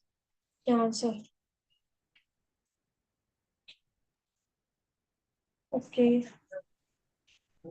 Ma'am, how to access PYQ, ma'am? Previous year questions. Yeah, actually, I thought it will be on your supplementary content tab. Otherwise, you can go to Discourse. I think we have uploaded all the previous year question paper at Discourse. You have Discourse ID, right? You don't No, have ma'am. Discourse ID? Okay, I think qualified students doesn't have any Discourse ID. Ma'am, in YouTube, there is one channel, Ace dot grade. I think it's on there. We have a website also. There, they have given all the PYQs. Okay, so could you share the link in the chat box so that everyone could access? Yeah, I'll just share it now. Yeah, please.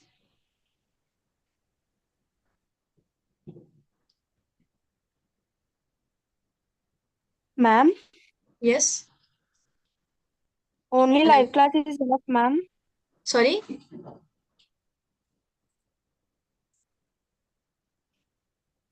Hello. Yes, ma'am. It is enough to only live class, ma'am. No, actually, you have to go through all the practice assignment activity questions. And if possible, just go through this website Ace Grade. Ranjana has shared to us. And go through all the previous years also. Okay, Because ma'am. it's Okay. live Thank you. classes are not that much enough. It will be helpful, obviously. Ma'am, I have a doubt, ma'am. Other than lecture videos, there are some tutorial videos like for maths, there are some questions and answers. Is it necessary to see that? See, first of all, you have to go through all the contents, I mean, all the theoretical videos. And after that, whatever time you will get, just go through all the questions. Because on that slides also, we have done some of the solved examples, I guess. On that lectures, I mean, tutorial videos, we just have recorded some of the particular questions and answers, right? So if you have time, you can just, for your practice only, you can go through that tutorials. Okay, ma'am. Thank you, ma'am. Ma'am, do we have any question based on SSE? Yeah, we have. After one or two questions, we have questions on SSC. Okay, thank you.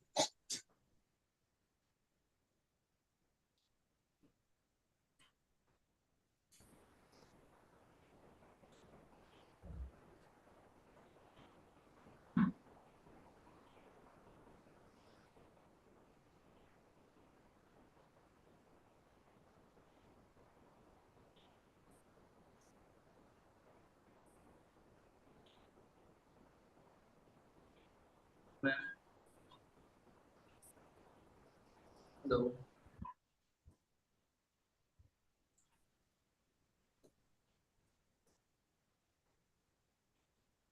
There are 8 questions in this PDF, and we have just done half of them. It's okay. Hello. Yes. Ma'am, I have a doubt in activity questions 2.12. Okay. So I will come at to activity question at 9:45. Till then, we will just do these PDFs.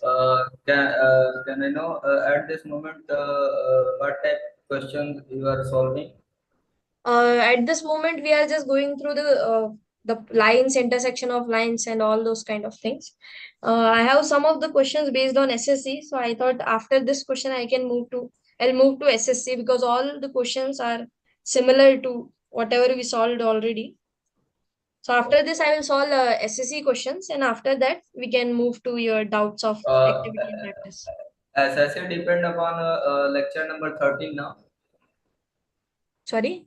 Uh, uh, Means lecture 13. Week 2 lecture 13. SSC lecture, yeah. Okay.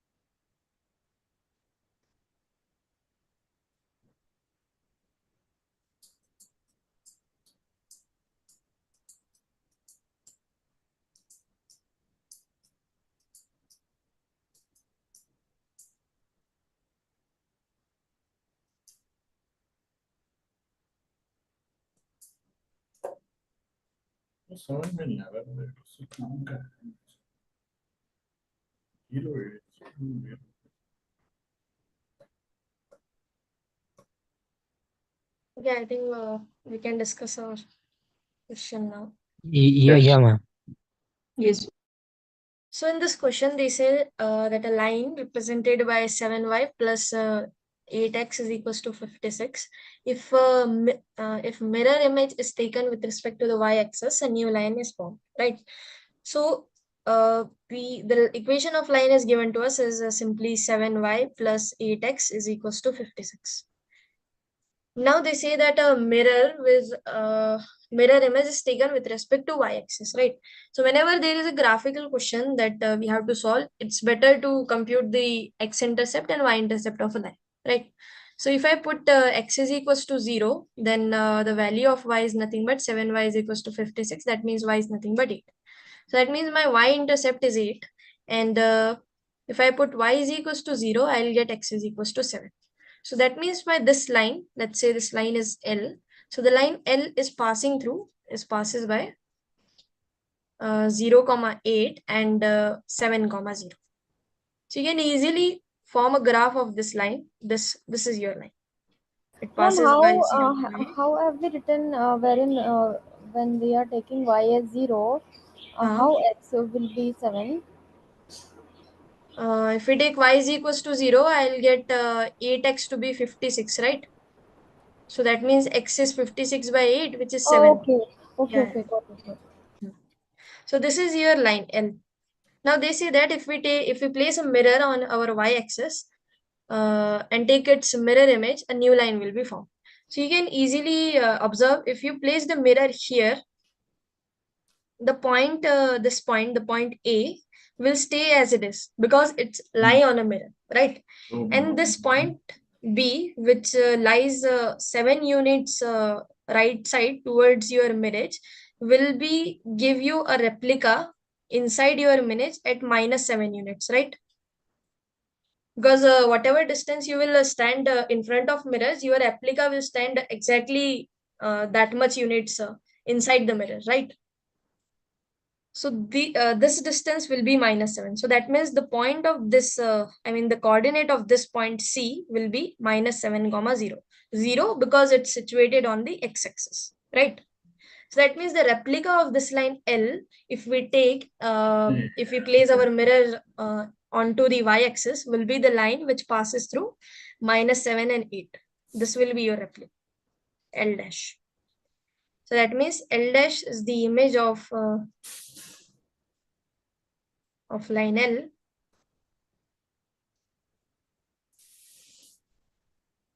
which passes through minus 7, 0 and 0, 8. And again, you can use the equation of line to find out the equation of L dash. So the answer is B. You can just evaluate. Okay. Is there any doubt? Ma'am, Please make the line now. Sorry? Ma'am, the mirror image you have drawn in this direction. How can we assume that it will be in the left hand side direction? Why it will not be passing through the below line? Below line means? The line is situated over left right hand side, right? So the image will also be at the left hand side only if you place the mirror on the y-axis. Okay, you can see this graph. This graph is much more clearer. Okay, got it. How have we solved this? The second part. How we derived the points on the point C. How we derive the point C. See, if you stand in front of mirror, whatever distance you will cover from mirror to up to you, that much distance your image will also cover at the back side of the mirror, right? Right. If you have this, if this is your straight line, and if you are standing here, suppose you are standing here, then your replica will also stand in the negative direction, right? Yes, yes, Suppose correct, this is correct. this is Correct, 7 correct. units, and this should be -7. Got it. Yeah. The solution was Please explained make here. the line formula. Okay, so you want equation of line? Yeah, 2 point into line. Actually, y minus y1 Okay, delta so y delta x. suppose this is your x1 x1 y1 x2 y2. So y2 minus y1, that means 8 minus 0 upon x2 minus x1, which is 7, upon x minus x1, which is plus 7, and then plus of y1, which is 0, right? So this will be y is equals to x 8 by 7x plus 8. 8 by 7x plus 8, right? Hello. This is your answer.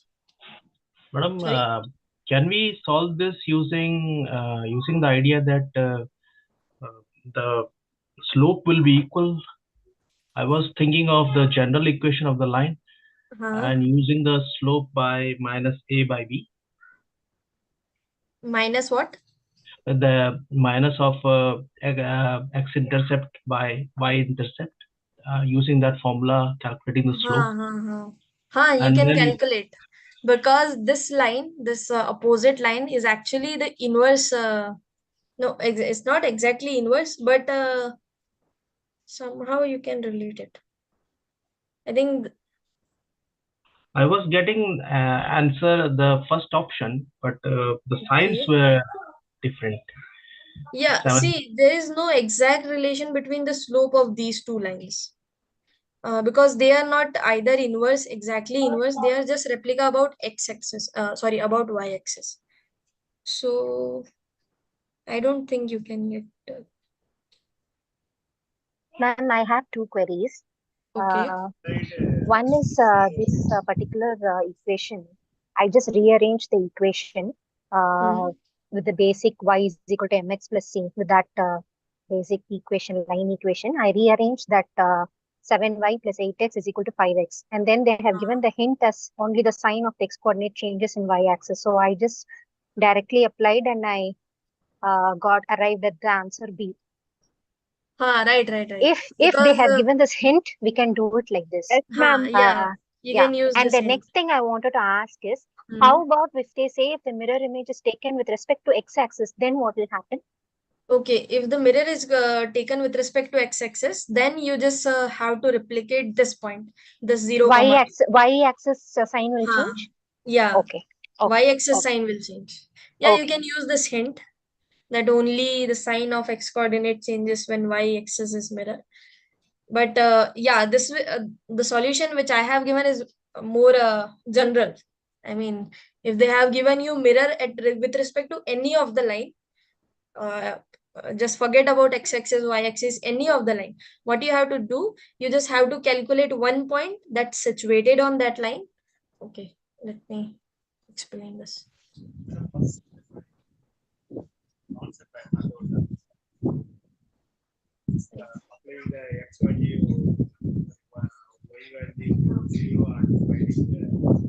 See, suppose this is your required line. Suppose this is your required line. Okay. Or suppose this is the mirror you want to place. But for that, you should know what is the equation of line of this mirror. Okay. Equation of this mirror. Okay, let's forget about it. Don't go that much deep. And you guys can think it out. Let's move to next question. Okay. Any doubt regarding this question now? No, ma'am. No, ma'am. So now this question number 5 is a little bit simple. I mean, it's not that difficult. I'll share this PDF with you, and the solution is also written here. So you can go through it. Okay. I'm just skipping this question because we have to solve some SSC question. Okay. Because there are only two questions. One question is this this question based on the intersection, what we can say, the ratio formula. If you have 2 points A and B, and if some point C lies in between these this line segment AB with ratio M ratio N, then you guys know how to calculate the coordinate of a point C. Suppose this is x1 y1, and they have given some coordinates here, a1 a2 b1 b2. Then you have a formula application, right? right. You have formula for internal division. So just apply, then you will get the answer of question number 6. It's straightforward question, nothing is there. You can see the solution that we just have to use the formula for finding out the coordinate of point C. Okay, and the similar thing as in the question number 5 itself also, there's much more detail are there, but it's easy. You guys can solve it. Okay, so let's move towards SSE. Okay, so what is SSE? So SSE is actually used to find out what is the best fit for your data. Suppose there are some quantities. Suppose you guys can earn some money and you guys will spend some money, right? So you have a relation between earning money and spending money. So you have a table, you have a data for that.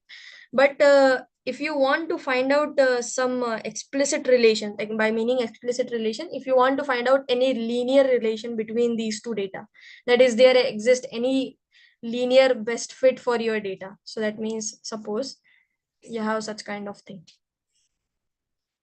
You have some variable x here, you have some variable y here, and you do some experiment and find out the values of y with respect to values of x. Suppose I'll take the values of x to be 1, 2, 3, 4, and you will find out the value of y to be 10, 20, 30, 40, right?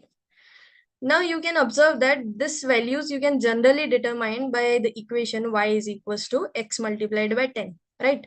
Because if you put x is equals to 1, then the value of y to be 10, x is equals to 2, then the value of y to be 20.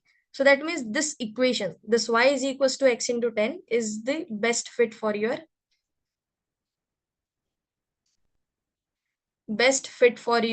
data. So SSE is actually known for square sum value, is actually provide you some kind of observation that which linear relation is a best fit for your data, right? So that's the one application of SSE. So what is SSE and what is it used for? So SSE is actually squared sum error. So it is calculated using SSE formula. You guys know SSE formula, right? So if you want to find out SSE, there is one table given to you. That table will contain the values of x and y's. I mean the values of independent and dependent variables. Some x1, x2, and so on, some xn, and y1, y2, and so on, yn. And along with this data, you have given some expression in this form that f of x is equals to something, something. I mean, y is equals to f of x something, right? And in this expression, you can substitute the values of x to find out the values of f of xi, right? And these f of xi is actually denoted by yi's.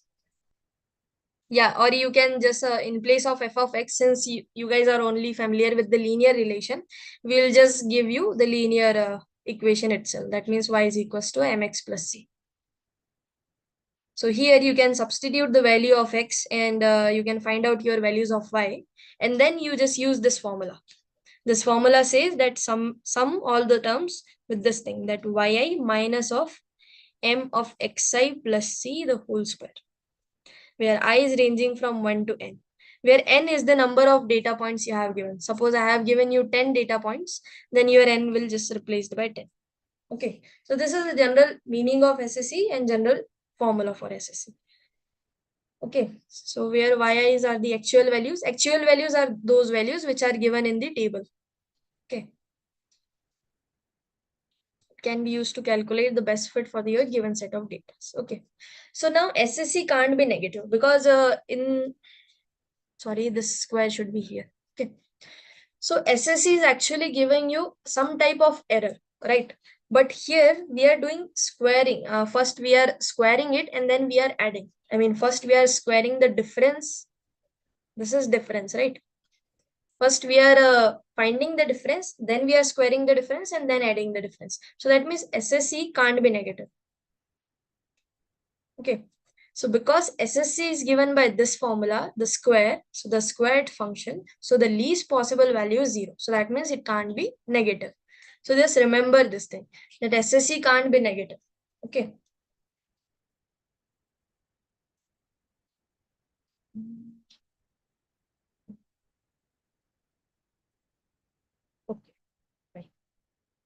Now let's move to the next question. Given below are the three SSC values. Which among the following values will depict the best fit? Okay. So this will go to this question is we can move to this question. Okay. So I'll give you 10 minutes. Just think about this question. I hope you guys gone through the video which based on SSCs, right? Hello? Yes, Yes, ma'am. ma'am, we did. Yes, ma'am. Yes, yeah. ma'am. So just think about this question for 10 minutes. After that, I'll discuss. Okay. Okay, ma'am. It's 9:55.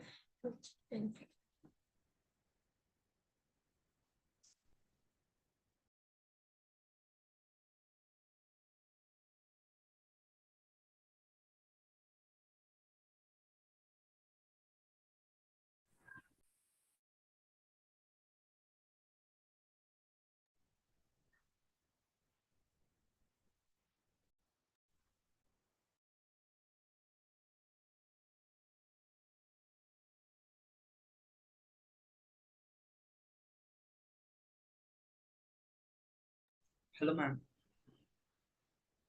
Yes. I have some few doubts in practice assignment 2 in 9th and 10th and 15th questions. Okay, after this question, I'll move towards the doubts. Okay, thank you. Yeah. You can just share the screenshots of your questions so that and please make sure no one will ask doubts regarding graded assignment or question based on the graded assignment.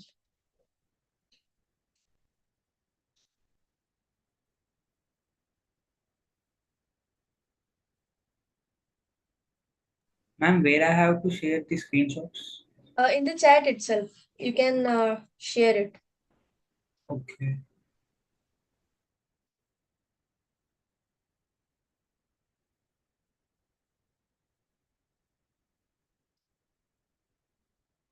Actually, I don't have math Excel sheets of recorded links. Here you have. Yeah, any kind of doubts except graded assignment. You can leave all the portions which are covered in the graded assignment.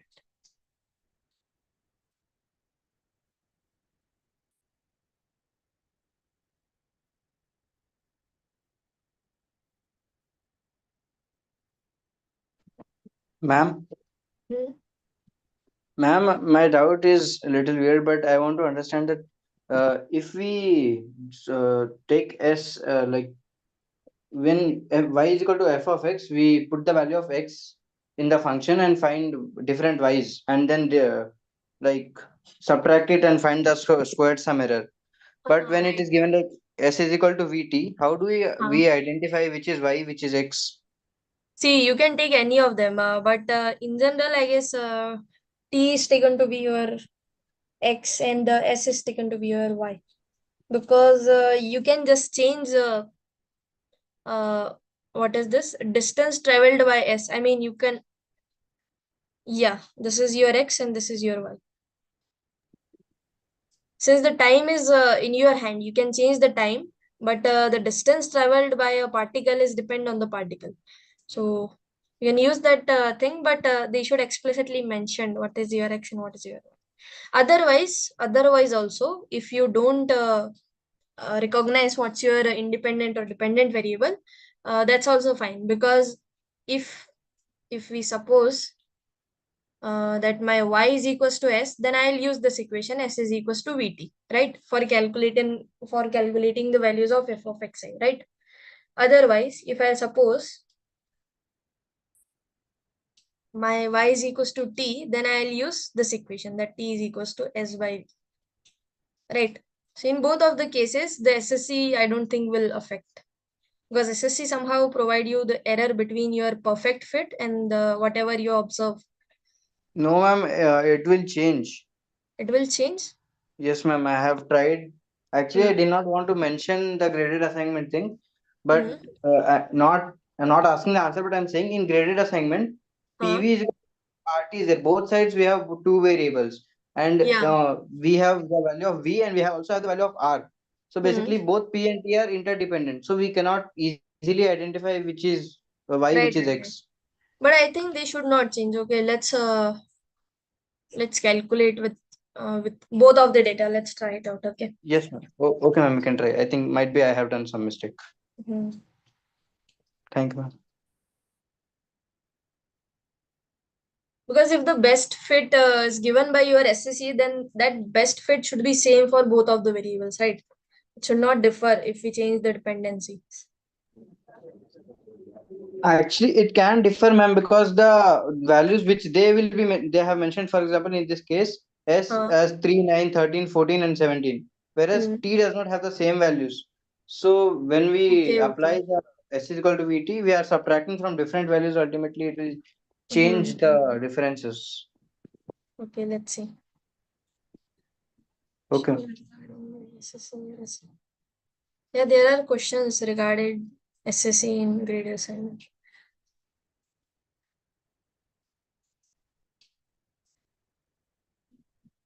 So shall we discuss this question, or you guys want some other time? Yeah, discuss. We can discuss, ma'am. So in this question, we have to find out what is the best value of V.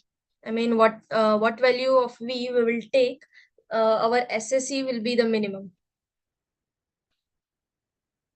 That's the that's the motivation of this question, or main what we can say, main thing we have to see. Okay, so this is little bit calculative questions based on SSE. Every question you there will be little bit of calculation.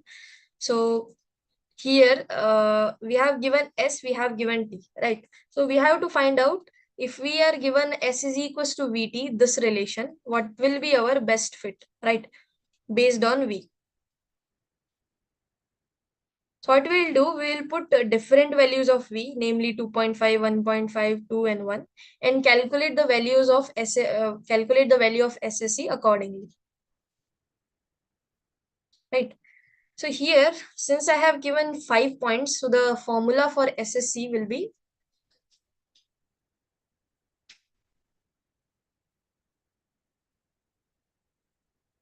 right. So since we have just given 5 points, so let's say this is my S1, S2, S3, S4, S5, and this is my T1, T2, T3, T4, and T5. So one way of calculating SSE, if I suppose that my S is the dependent variable, then SSE is nothing but summation I is ranging from 1 to 5. This will be SI minus, now here the equation is given to you that S is equals to VT, right? So we just put the values of, this is your f of t, the function, whatever is given to you. We just put the values of t to be T1, T2, T3 and calculate the difference and square it out and sum it. Okay. So it's nothing but SI minus V times of TI square, and we will add those things. See, we have to find out the minimum, we have to find out the value of V for which our SSE will be minimum, right? Because it says that if we use the method to minimize the squared sum error, what is the most likely velocity of the particle among the given options, right? So that means we have to find out the value of V, which will make our SSE to be the minimum, right? What we'll do, we'll just put the values V to be 2.5, V to be 1.5, 2, and 1, and calculate the SSE accordingly. Okay. So in the below table, you can find it out that these are the values of S, these are the values of T. Here we will put 2.5 in our formula, this formula, that summation and I is ranging from 1 to 5, SI minus V times of TI square. This is your SSE. For V is equals to, let's say, 2.5. So if you calculate your SSE for V is equals to 2.5, simply this sum, this thing, you will get your SSE to be 109. If you put V is equals to 1.5, you will get 33. V is equals to 2, you will get 16. V is equals to 1, you will get 160. So that means among these four values, my SSE will be minimum when I will take V is equals to 2. So that means at V is equals to 2, you are getting best fit. So that means S is equals to 2V is is my best fit.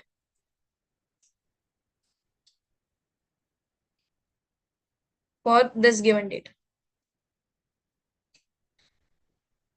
Is there any doubt now? Ma'am, so we'll be putting each and every value and calculating the SSC, right? Huh. Otherwise, in some question you may got the intuition. Let's as I discussed here, that if these type of data is given to you, it's simple to if they say that y is equals to cx is your best fit, and the data is given like this, that at 1 you have 10, 2 at you have 23, you have 30, right?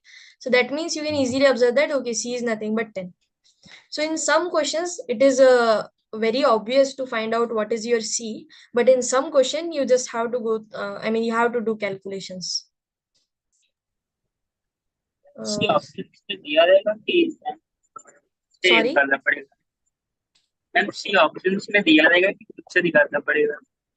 कुछ जगह पे आपको दिया रहेगा, कुछ जगह पे आपको इंट्यूशन लगाना पड़ेगा अपना कि इसमें क्या हो सकता है. अगर वहां दिया रहेगा कि लीनियर है, सपोज करो लीनियर है और कुछ स्लोप वगैरह दिया होगा, तो उस हिसाब से भी आपको कुछ इंट्यूशन लगाना पड़ेगा. बट मेन कॉन्सेप्ट ये है कि first you have to use this sum. You should know how to calculate SSE for your given data, irrespective of this constant V. Okay. If you know how to calculate, then somehow you will adjust your constant and you can find it out. Okay. Ma'am, I'm still confused in this topic. Yeah, still you have confusion in this topic. Yes, ma'am. Same here. I'm also confused. Please explain it. Ma'am, so for the Just equation I captured in the Excel sheet the calculation. I shared in the chat box. Maybe it will be people can understand, I think. Okay, okay. What are these? Okay, you have done all the calculations. Yeah, Yes. thank you. See, here he put the values of V. He fixed the values of V. First to be 1, 1.5, 2, and 2.5. See, SSE is what? Just understand first thing this. What does SSE tell us? SSE is actually a method to find out your error. How much your error is happening based on your data and based on your application. So in SSE, there are two things. First is your data. So you can calculate data by various point of view. Suppose if you have to calculate number of people in a town which are affected by COVID-19, so you have a data there, right? You have town name here, and or you can say the distance between the town and the number of patient affected by COVID in that town particularly. Or let's say more simpler, just take this example itself. Suppose you have this data which denote the distance traveled by a particle s and in time t, right? So your data does not depend on any expression, right? Your data is independent of expression. Now you calculate your distance for only 5 data points, right? Namely 2, 4, 6, 8, and 10. And suppose I want the distance traveled by a particle at time t is equals to 10,000, suppose. Then what will you do, right? There's a little bit trickiness. You cannot go up to 10,000 seconds or 10,000 hours, whatever the unit here. Yeah, 10,000 second to calculate the distance. That means if you can guess an expression, so that means what I have to do, if I can guess an expression which somehow closely demonstrate my data points, correct? Little bit correctly demonstrate my data point up to some error, then that will be much helpful for me, right? Suppose because in the first question we saw that's already given that the data is related through a linear equation, right? In some sense it won't be linear, some sense it could be quadratic, and so on. So what does SSE do? SSE will say, okay, if you have some data, if you have some expression, if you have some data, if you have some expression, then SSE will say that this expression, how much in what sense is justifying your data or not. If your SSE is much larger, so that means your expression is not that much valid. It's making much error in your data points. If your expression is is like that your SSE is coming little bit smaller. That means your expression is perfectly validating your data. So that's an SSE do. SSE is basically a method for finding out that your expression is validating your data or not. And if it is validating, how much error how much error is there, right? Suppose if I give you data point like this, suppose this is your table. So I'll just take 3 points, namely 0, 1 and 0, 1 and 2. At 0, the value of y is 5. At 1, the value of y is 12. And at 2, the value of y is 19, suppose. Okay. And I'll give you this expression that y is equals to plus 5x, 7x plus 5, let's say. Okay. So if I give you this data, this is your data, and I give you this is expression, and I want to check that how much error I will get if I use this expression in place of my data points. You're getting my point, that in place of my data point, if I use this expression, how much error I can make, right? So that's error is calculated by this SSE. SSE, what does it do? It simply take the value and first subtract it from the exact value, because exact value is 5, and the value which is given by our expression is something else. So if I put 0 here, I'll get 5. So 5 minus 5 square, and then I have to add what we can say 7. It will be 0, right? 12 minus 12 square plus this will be 19 minus 19 square. So that means in this case SSE is 0. So that means this expression is totally validating my data. This is a best fit for my data. So this type of thing, this error can be calculated using the formula SSE. Ma'am Now I मतलब think SSC की minimum value 0 हो सकती है। हाँ, SSE की minimum value 0 हो सकती है, क्योंकि आप 0 में ही एरर, आप नेगेटिव में एरर नहीं कर सकते हो, राइट? आई मीन अगर कुछ चीजें गलत कर रहे हो तो कुछ पॉजिटिव ही गलत होगा, ऐसा नहीं हो सकता कि नेगेटिव कुछ गलत हो. But you can easily observe the formula that in the formula we are using square thing, so square cannot be negative. Yeah, sorry. Understood, ma'am. So we are basically calculating how much error we are getting, हाँ. and based on that, we are concluding if our expression is according to the data or not. I mean, Right. That yeah, means got it. our expression is validating or justifying our data or not. That's Justifying the what we get. मैं question why are we actually squaring, like अगर मैं पता करने की कितना गलत है तो मैं उसका मॉड भी तो ले सकते हैं लाइक. हाँ, वो एक तरीका होता है. Actually, there are so many types of error. That modulus is known as absolute error. This is SSE. It's a particular method for finding error.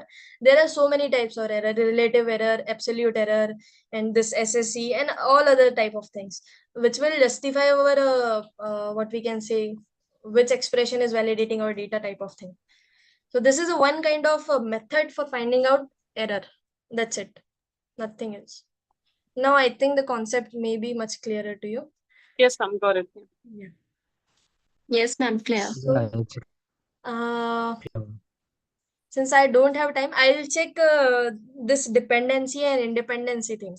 That if you take in place of, if you replace, I don't think there will be much error. Let's see. I mean, we have some confusion how to decide which is our X and what is our Y, right? Yes. Okay. So now suppose I'll change my X and Y, right? I'll change S to be my X and T to be my Y. Then what happened that this will be 3, 9, 13, 14 and 17. Okay, and T to be 2, 4, 6, 8. 2, 4, 6, 8 and 10. For the sake of simplicity, let's take V is equals to 1 only, right? No, then there's no point of checking, right? So let's take V to be 1.5. Otherwise, it's S is equals to T and T is equals to S. So then my best, then the equation is S is equals to 1.5 T. So since my T is the dependent variable here, so I'll take T is equals to S by 1.5. You guys are following what I want to do, right? I just want to check if we Yes, ma'am. what we can say, if we interchange the Same value. dependent and independent variable, is there any change in SSE? Okay. So let's calculate what we can say. These are your TIs, and these are your f of TIs. Okay. So if I put the value of S to be 3, T is nothing but 3 by 1.5. What is 3 by 1.5? 2. Right. Sorry. Yes, ma'am. And now what is T? 4 by 1.5? It's simply 4 into 10 by 15. Na? It's 40 by 15. 2.6 something. Say 2.6. Now I have to pay T is equals to 6 multiplied by 10 by 15. So T is equals to 4, right? F of Ti. And now F of T8.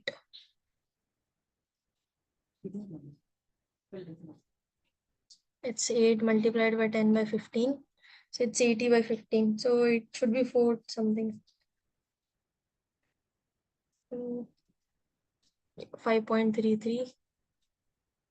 And now it's 10 to 10 by 15. It's 100 by 15. So 6 or something. Right by 6.66. Okay. Now if I have to calculate the SSE, what I have to do? I have to fine. And I think it will be same. So I'm just calculating directly. Okay. Let's see.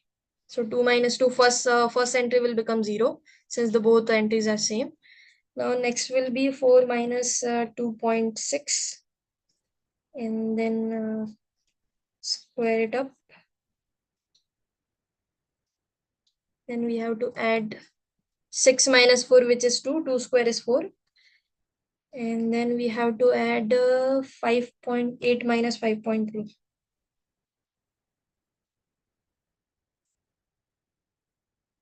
Square. And then we have to add 10 minus 6.66 square. Can we just use round off over here for values like 5.33 and 6.66? Like, can we use that 5.3 and 6.6 like this? We can use it, but it's not coming exact. I mean, the value is 33, but it's coming 26 or something. So maybe there will be some error. Okay, I will go through some more examples and let you know that is there any chance of dependency, independence. Okay, so is this SSE topic little bit clearer to you? I mean, if you go through other examples also, you will, I think you will. Yes, ma'am. It's clear. Yeah, it's clear. Yes, ma'am. Get more examples like that, so we can practice more. Yeah, there is one example in this PDF itself. It will be little bit calculative. No, it's a little bit intuition. So I'll share this PDF in the chat box. You guys can go through the remaining question. We have just left 3 questions here. Since I have to clear your doubts also, and it's already 20. So let's move to the doubt session. Okay. So first I'll share this PDF. After that, we will start our doubts. It's having with the answers, right, madam? Yeah, with the answers. The answers are in there.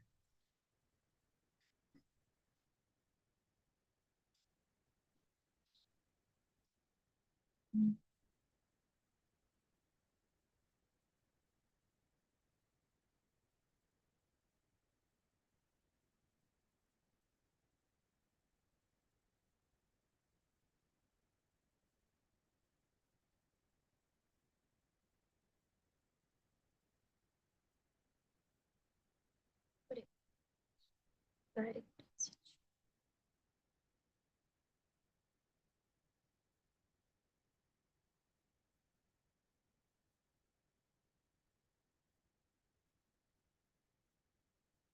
So I have attached this PDF in the chat box. Please download it. Now let's start our notes.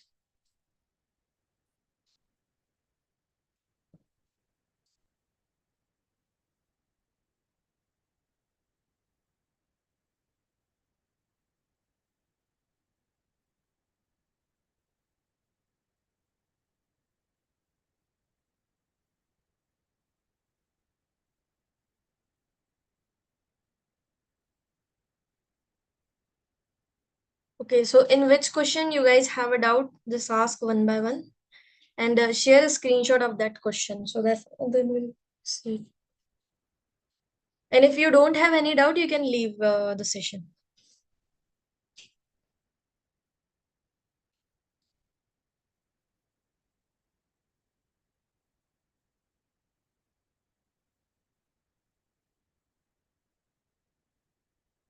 Hello. Yes, ma'am, audible. Yeah, you guys have some doubts?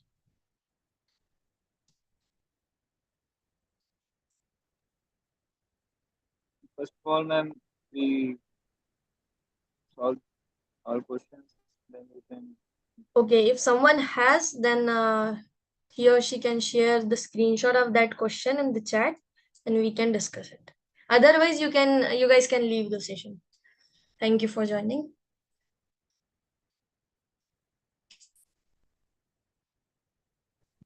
Can you explain SSC again? Okay, fine.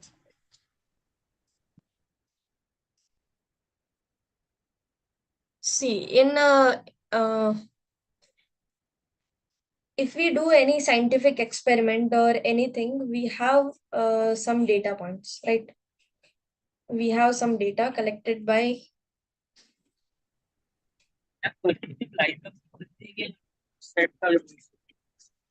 set of data collected from some experiment or something else.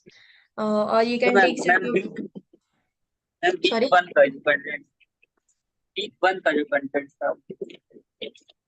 Your voice is not that clear. Just saying.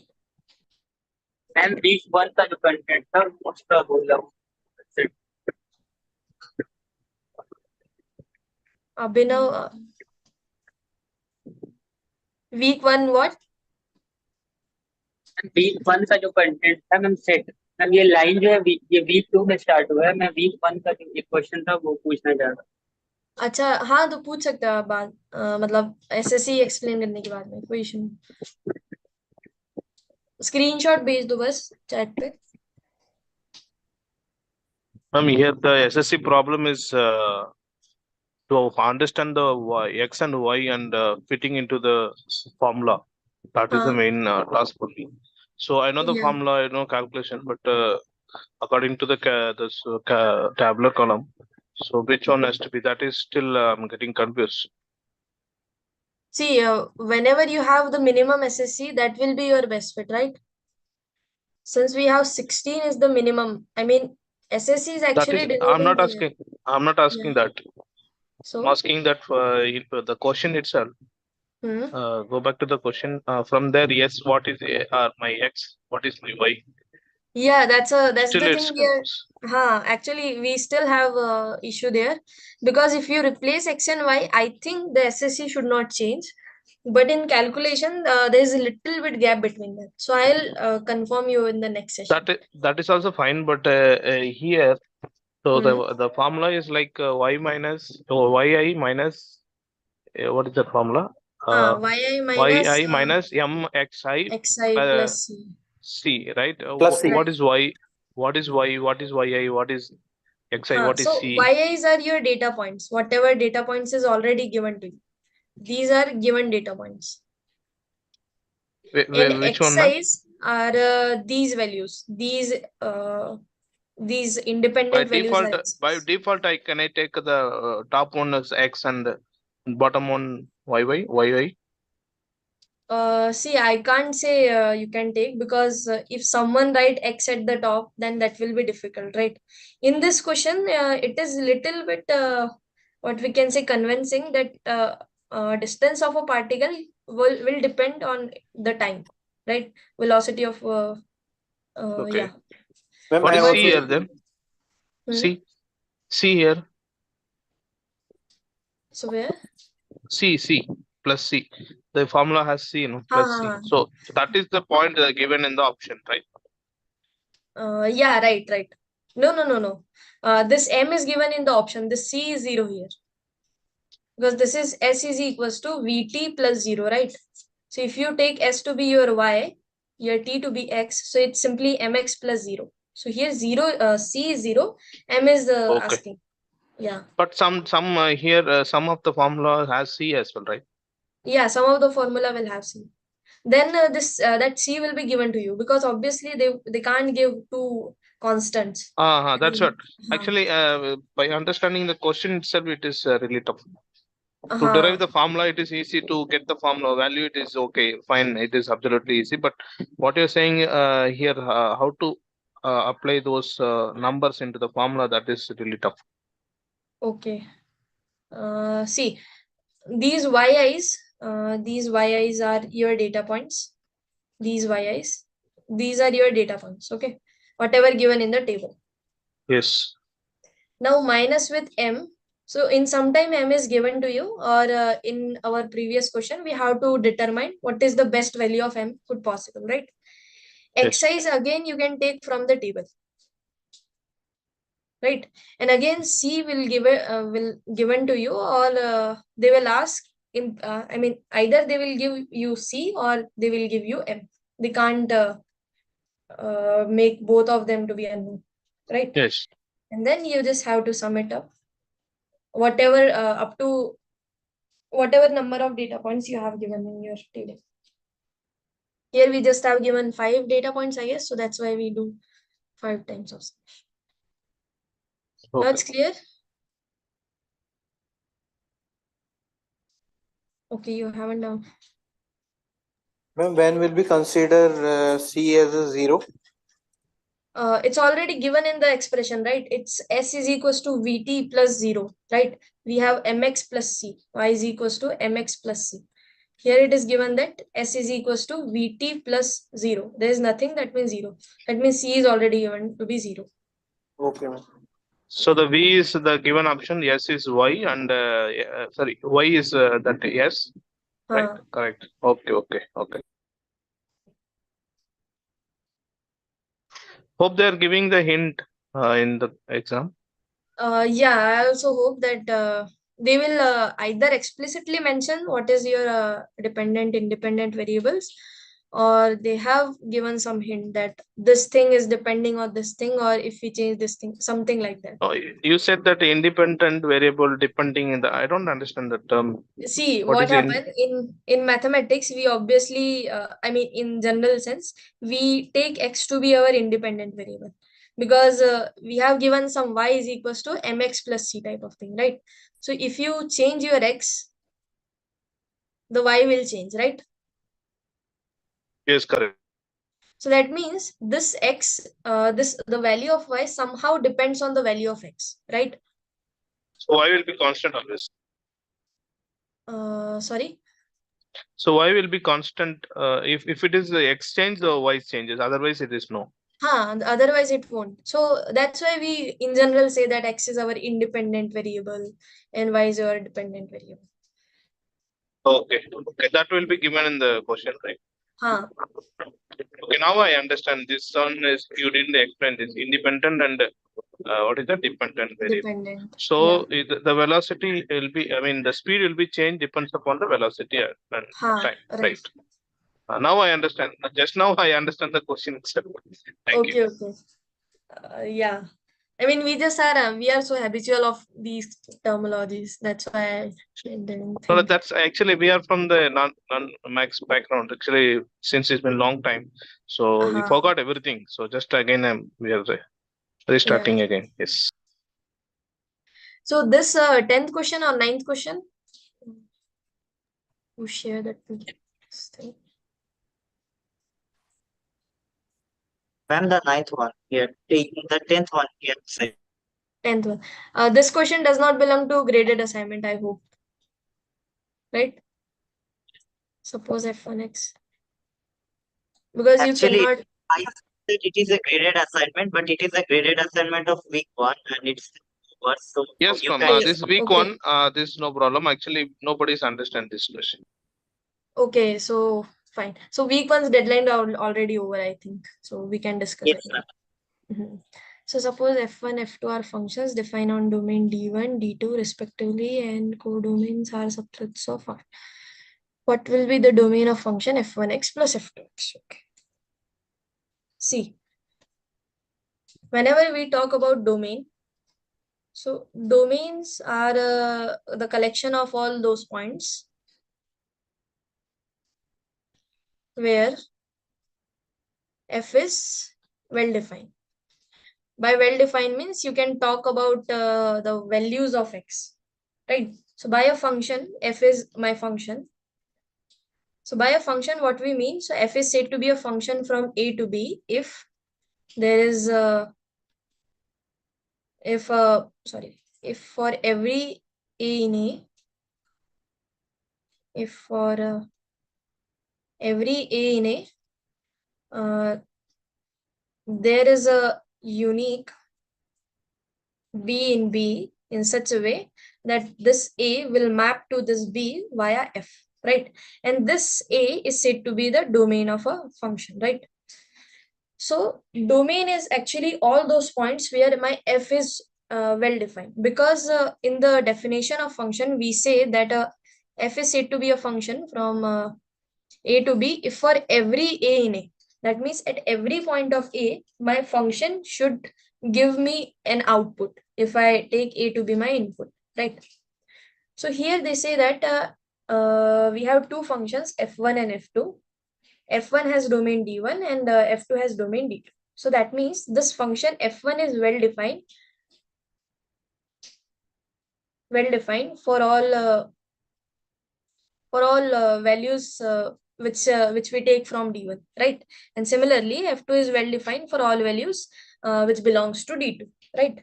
Now if I want to talk about f1 plus f2, right? So at f1 plus f2, suppose this is my algorithm and I'll take x to be my input, right? So if I want to put input in my function f1 plus f2, then this x should be belong to the domain of both of the things, right? I mean, f1 should well define.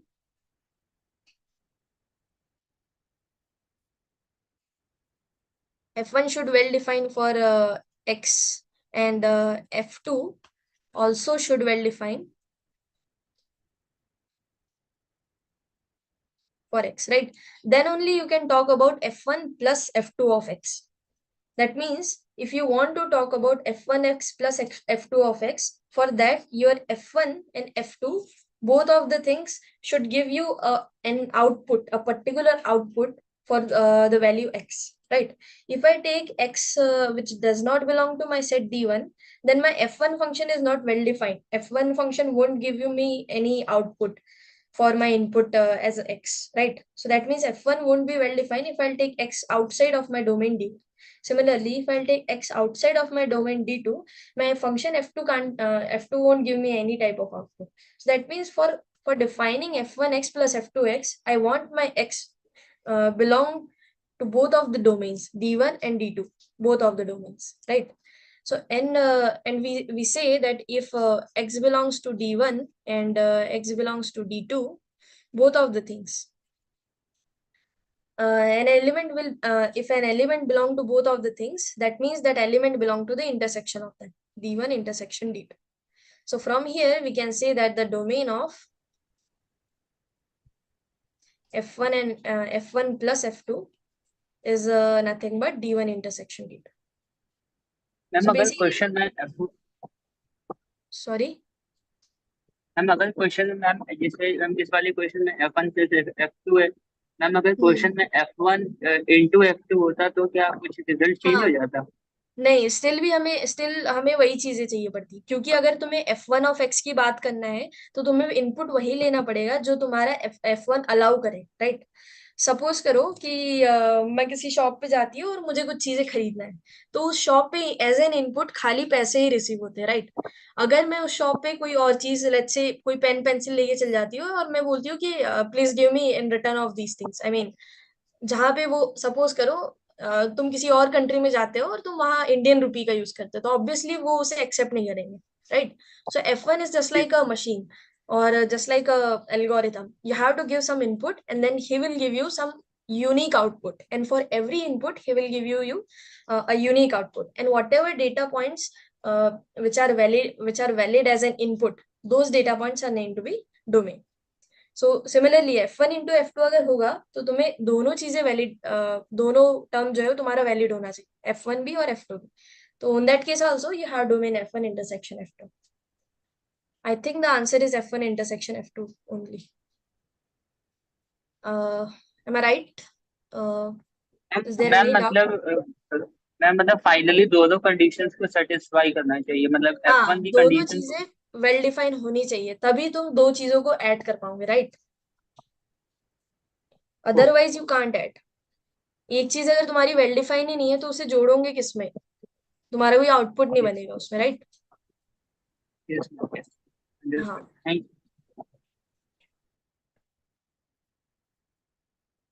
So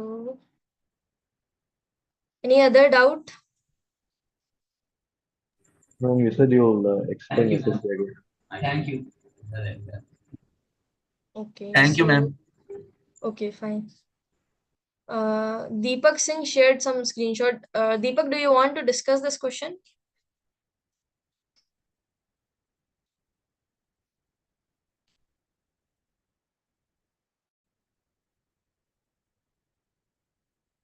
Yes, Vaikunthnath, you raised your hand.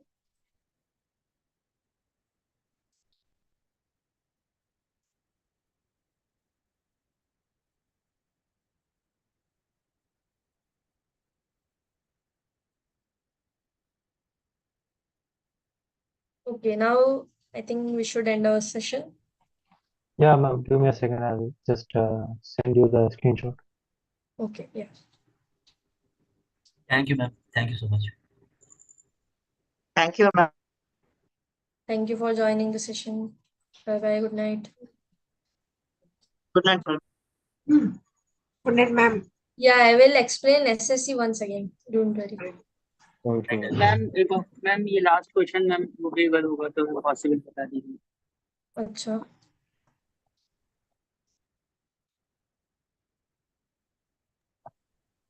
Ma'am इसमें थोड़ी language की problem आ रही है, समझ नहीं आ रहा। अच्छा. ये क्या है? Let A be the set of natural number less than 6 and whose greatest common divisor with 6 is 1. Let B be the set of divisors of 6. Okay, then what are the cardinality of A, B, B? Okay, so A क्या बोल रहा है? A has all natural numbers. So let's say n belong to natural number in such a way that it is less than 6. So n is less than 6 and less than 6 whose GCD GCD means greatest common divisor with 6 is equals to 1, right? So that means n is less than 6. So कितनी choices है हमारे पास n के लिए? 1, 2, 3, 4, 5 and 6, right? अब अगर तुम सबके साथ में GCD निकालोगे तो अगर तुम्हारा GCD with 6 अगर निकालोगे तो 1 के साथ में GCD तुम्हारा 1 ही आएगा, right.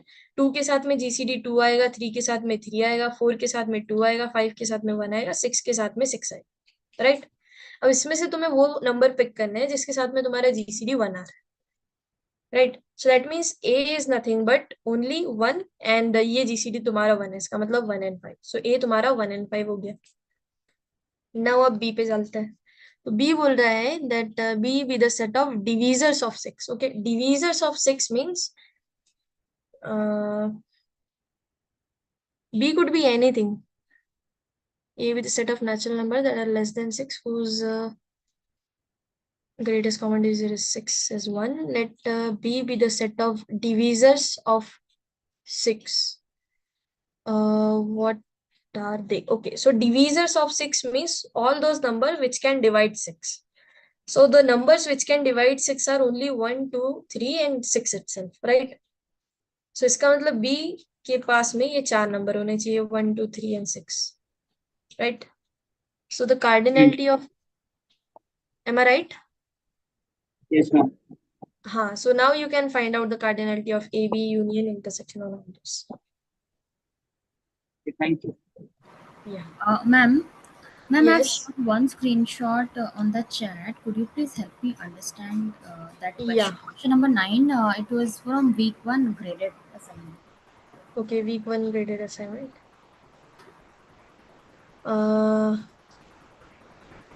Consider the function f, where wherein 0 is not a part of natural number there. Okay. There are 10 roads perpendicular to each other which have the same distance from the house. One of those roads. No, the Okay, above see. question, above question. Oh, that is my question, ma'am, actually. This one, which is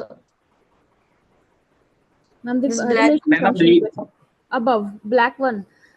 Above the black screenshot. Okay. This question, no? Just give me a second. It's not looking.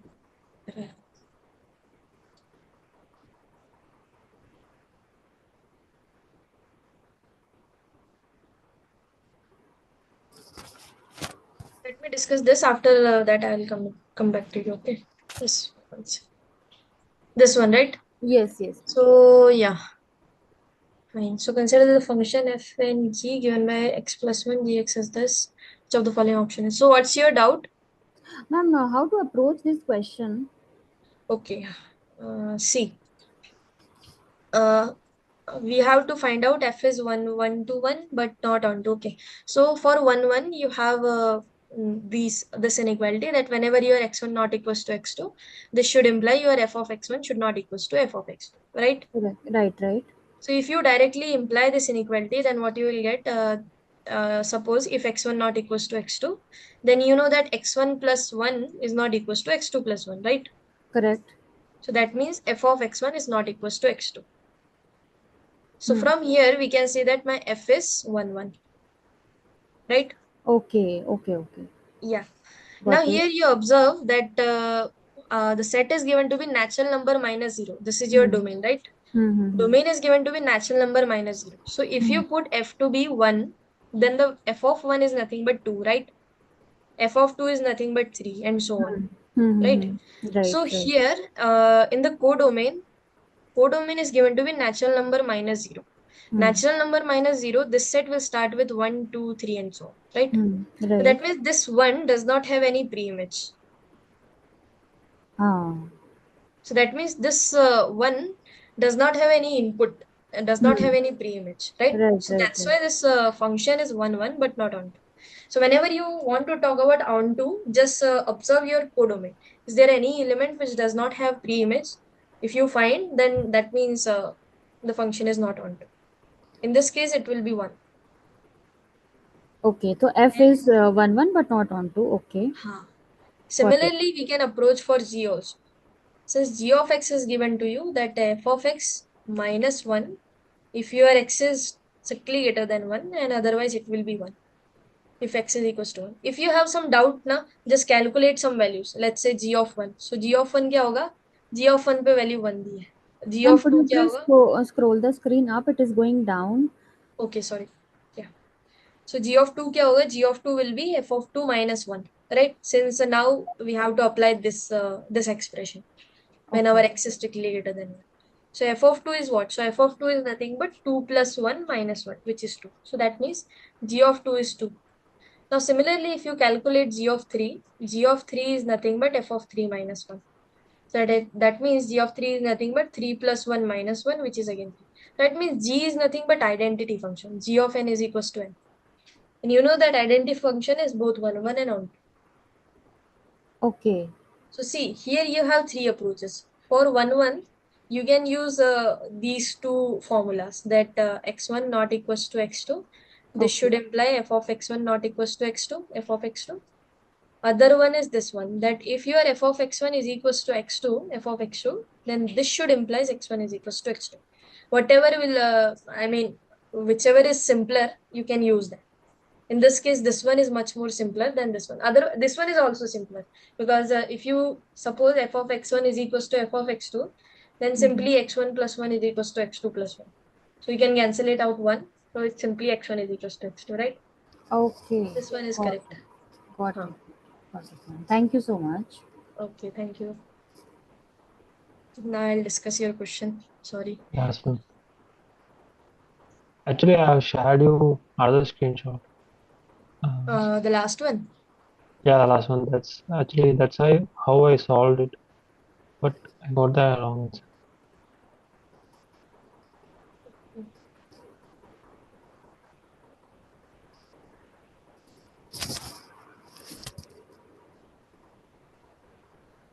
What is this? Suppose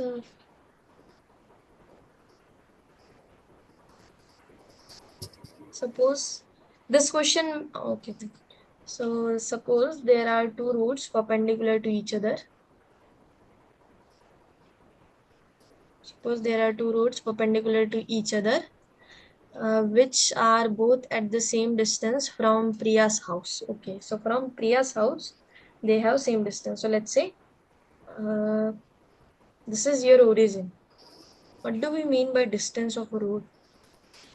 Okay, so the meeting Perpendicular. point of the two roads is on the x-axis at a distance of 5 units from Priya's house. Choose the correct possible equations representing the routes.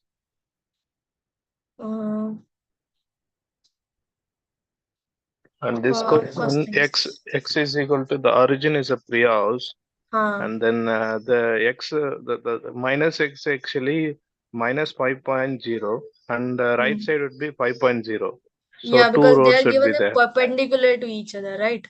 This No, that this term. perpendicular means One will that. be like this and other one will be like this, something like this. No, not like that. That is what that I asked him like that.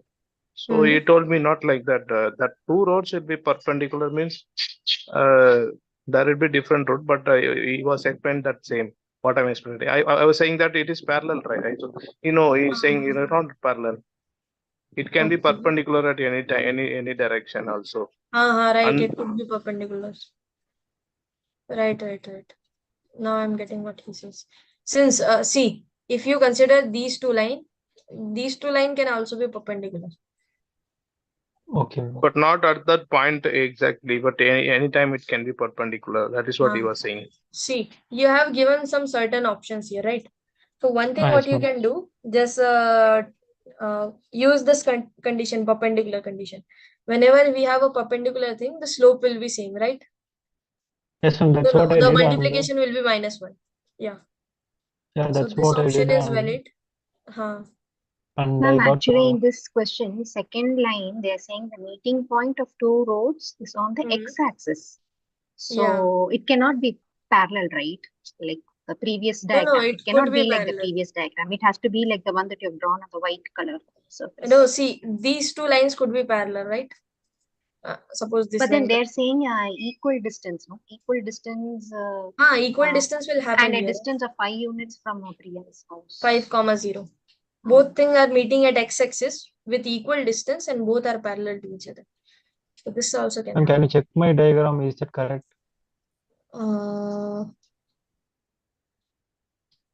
Yes, your diagram seems to be correct to me. And after I applied that condition, ma'am, that coefficient of No. But the meeting point at you consider P to be your meeting point, right? Yeah, I mean, I your did line mistake L1 and there. L2. Yeah, that should not be there. I think the origin is P. Origin is P. You can shift this P here. All other things are correct. Yeah, but I applied that condition that the coefficient of the x's and the y, summation of that is equal to 0, and I got 4 options correct. But here they gave only 2 options. Okay, the two only are correct. So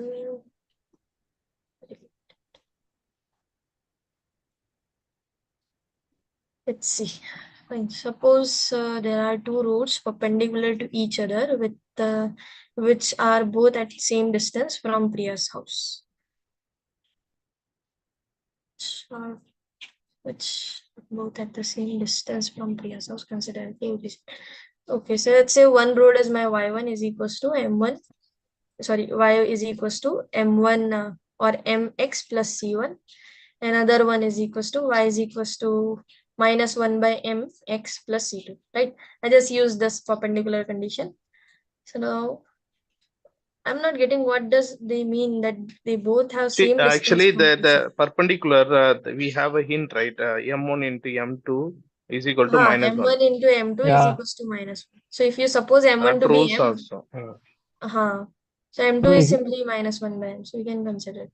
Yeah, that's what I did, ma'am. Actually, that's one of the way. But this is the only one condition, right? Yeah, but there are three conditions. Second condition that they both are the same distance, and third condition that the meeting point of the two roads is on x-axis at a distance of 5 units from Priya's house. That means the intersection point is let's say Q is on the x-axis, so the y coordinate will be 0 and 5 units. 0, this one will be the intersection point, right? So we can use this one to find out the value of C1 and C2, right? yes, ma'am. Yeah, so if I put this, then what will happen? 5m is plus C1 is equals to 0. So that means C1 is equals to minus 5m and C2 is equals to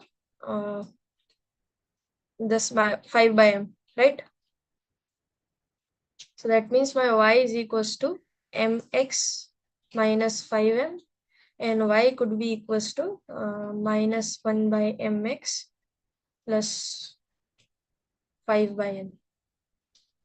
Now we just have to apply one condition. That what does it mean? That both at the same distance from Priya's house. So what are the options? Can we discard an options from using these informations only? See, first option will be valid for us, right? No, it won't be. Because here they have just given 5. If I take my m to be minus 1, simply 1 by 2, then this should be minus 5 by 2, right? Or here this should be 10. Yeah. You're getting right? Okay. Yeah. That means this option is not true, not correct. Okay. Similarly, if I take m to be my minus 1 or 1, then I think this option is correct. You can take m to be 1. Then your equation of lines will be y is equals to x minus 5 and y is equals to minus x plus 5. This won't be correct. Alternate sign आ रहा है मेरे पास, alternate नहीं है. Yeah, that's correct. Is it correct? That's one of the condition. One of the results. Yeah, this is right. Yes, ma'am. And if I take my m to be minus 1, then my y is nothing but minus x plus 5 and y is equals to x minus 5. Minus x plus 5x minus, we are getting the same thing. So these two options are correct. We got one of them, but we haven't got this one. This is the upper one. How? Ma'am, we got the xy. So minus 5 and minus 5 comma 0, 0 comma 5. So just to implement this 2 points into this formula, and if it is satisfied, then it would be correct. That also correct. Yes. See, now I got what was the clear. And it should be and satisfy perpendicular. So m1 into m2 also minus 1. That also we have this equation has to be solved, and then that we got the point 5. also. Right. That's what minus. Yes, ma'am. Y-intercept is, I think, minus 5 and minus 5. This Maybe. point is same with this point. I mean, if this is 0 comma d, then this is 0 comma minus d. Minus d. Yeah. Now our task is just to find the value of d. That's it. Yes, Now you can okay. easily find it out, right? Yes, ma'am. Ma'am, Yes. can you explain why first option cannot come? Sorry. Can you explain why the second option is wrong? Second option is correct. Uh, uh, The I think he's above. asking about 1 by 2x minus 2x. Yeah, that's right. not getting what you guys are asking. I think First actually option. Y the Voice is original. not. Yeah. Say. Y is equal to Shall I 1 by say? x. Yeah, okay. Say one at. What is a MCQ multi-choice question and one more you said MSQ? What is that?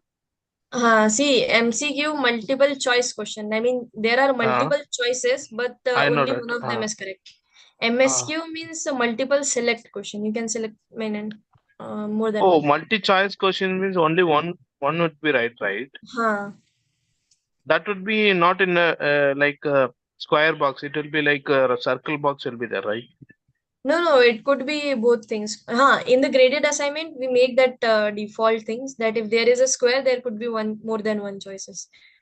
And if there is Okay, a but circle, in then the exam itself, they're tricking that also.